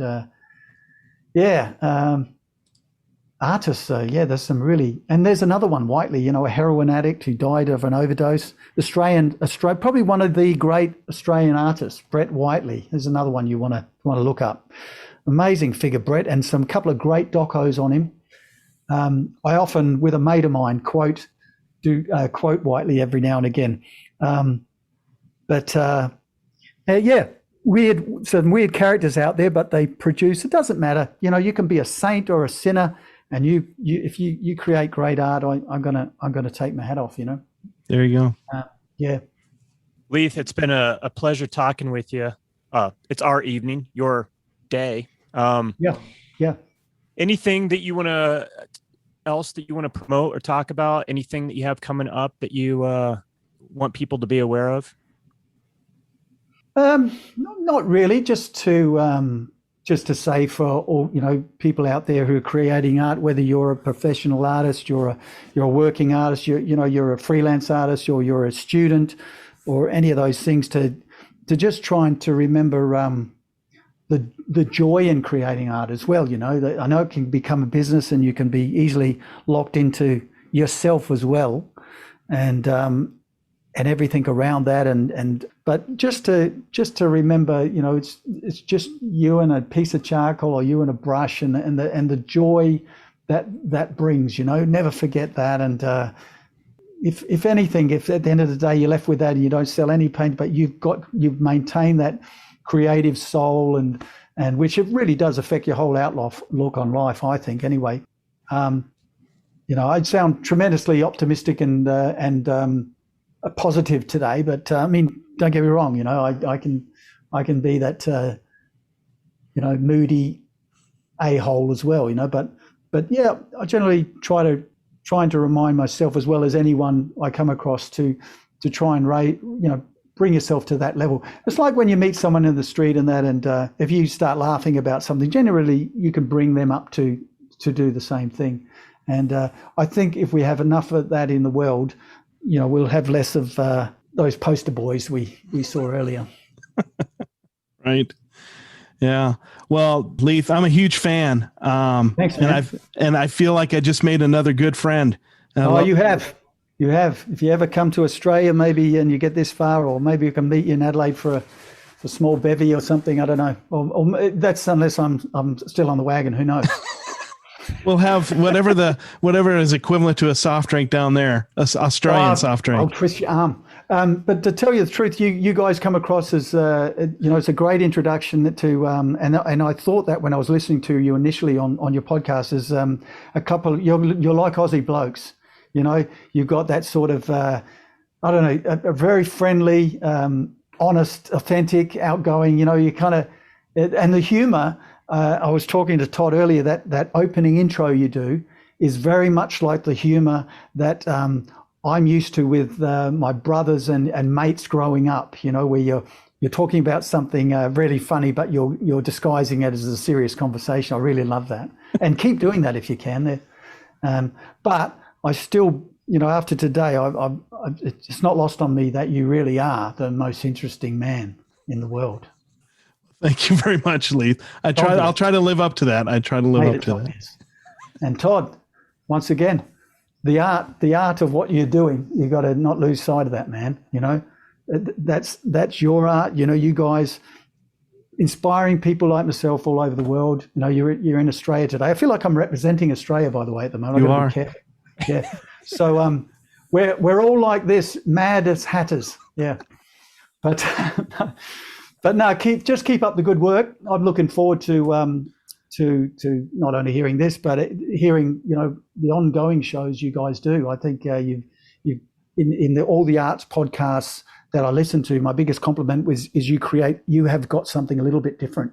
You've got a little niche there that's different from all the others, and I'm really enjoying it and learning a lot. And just keep up the good work, guys. Yeah. Thank you very much. Thank you so much. That means a lot. It does. No worries. We'd love to have you on again sometime. So we'll touch base in the future and talk about what's going on.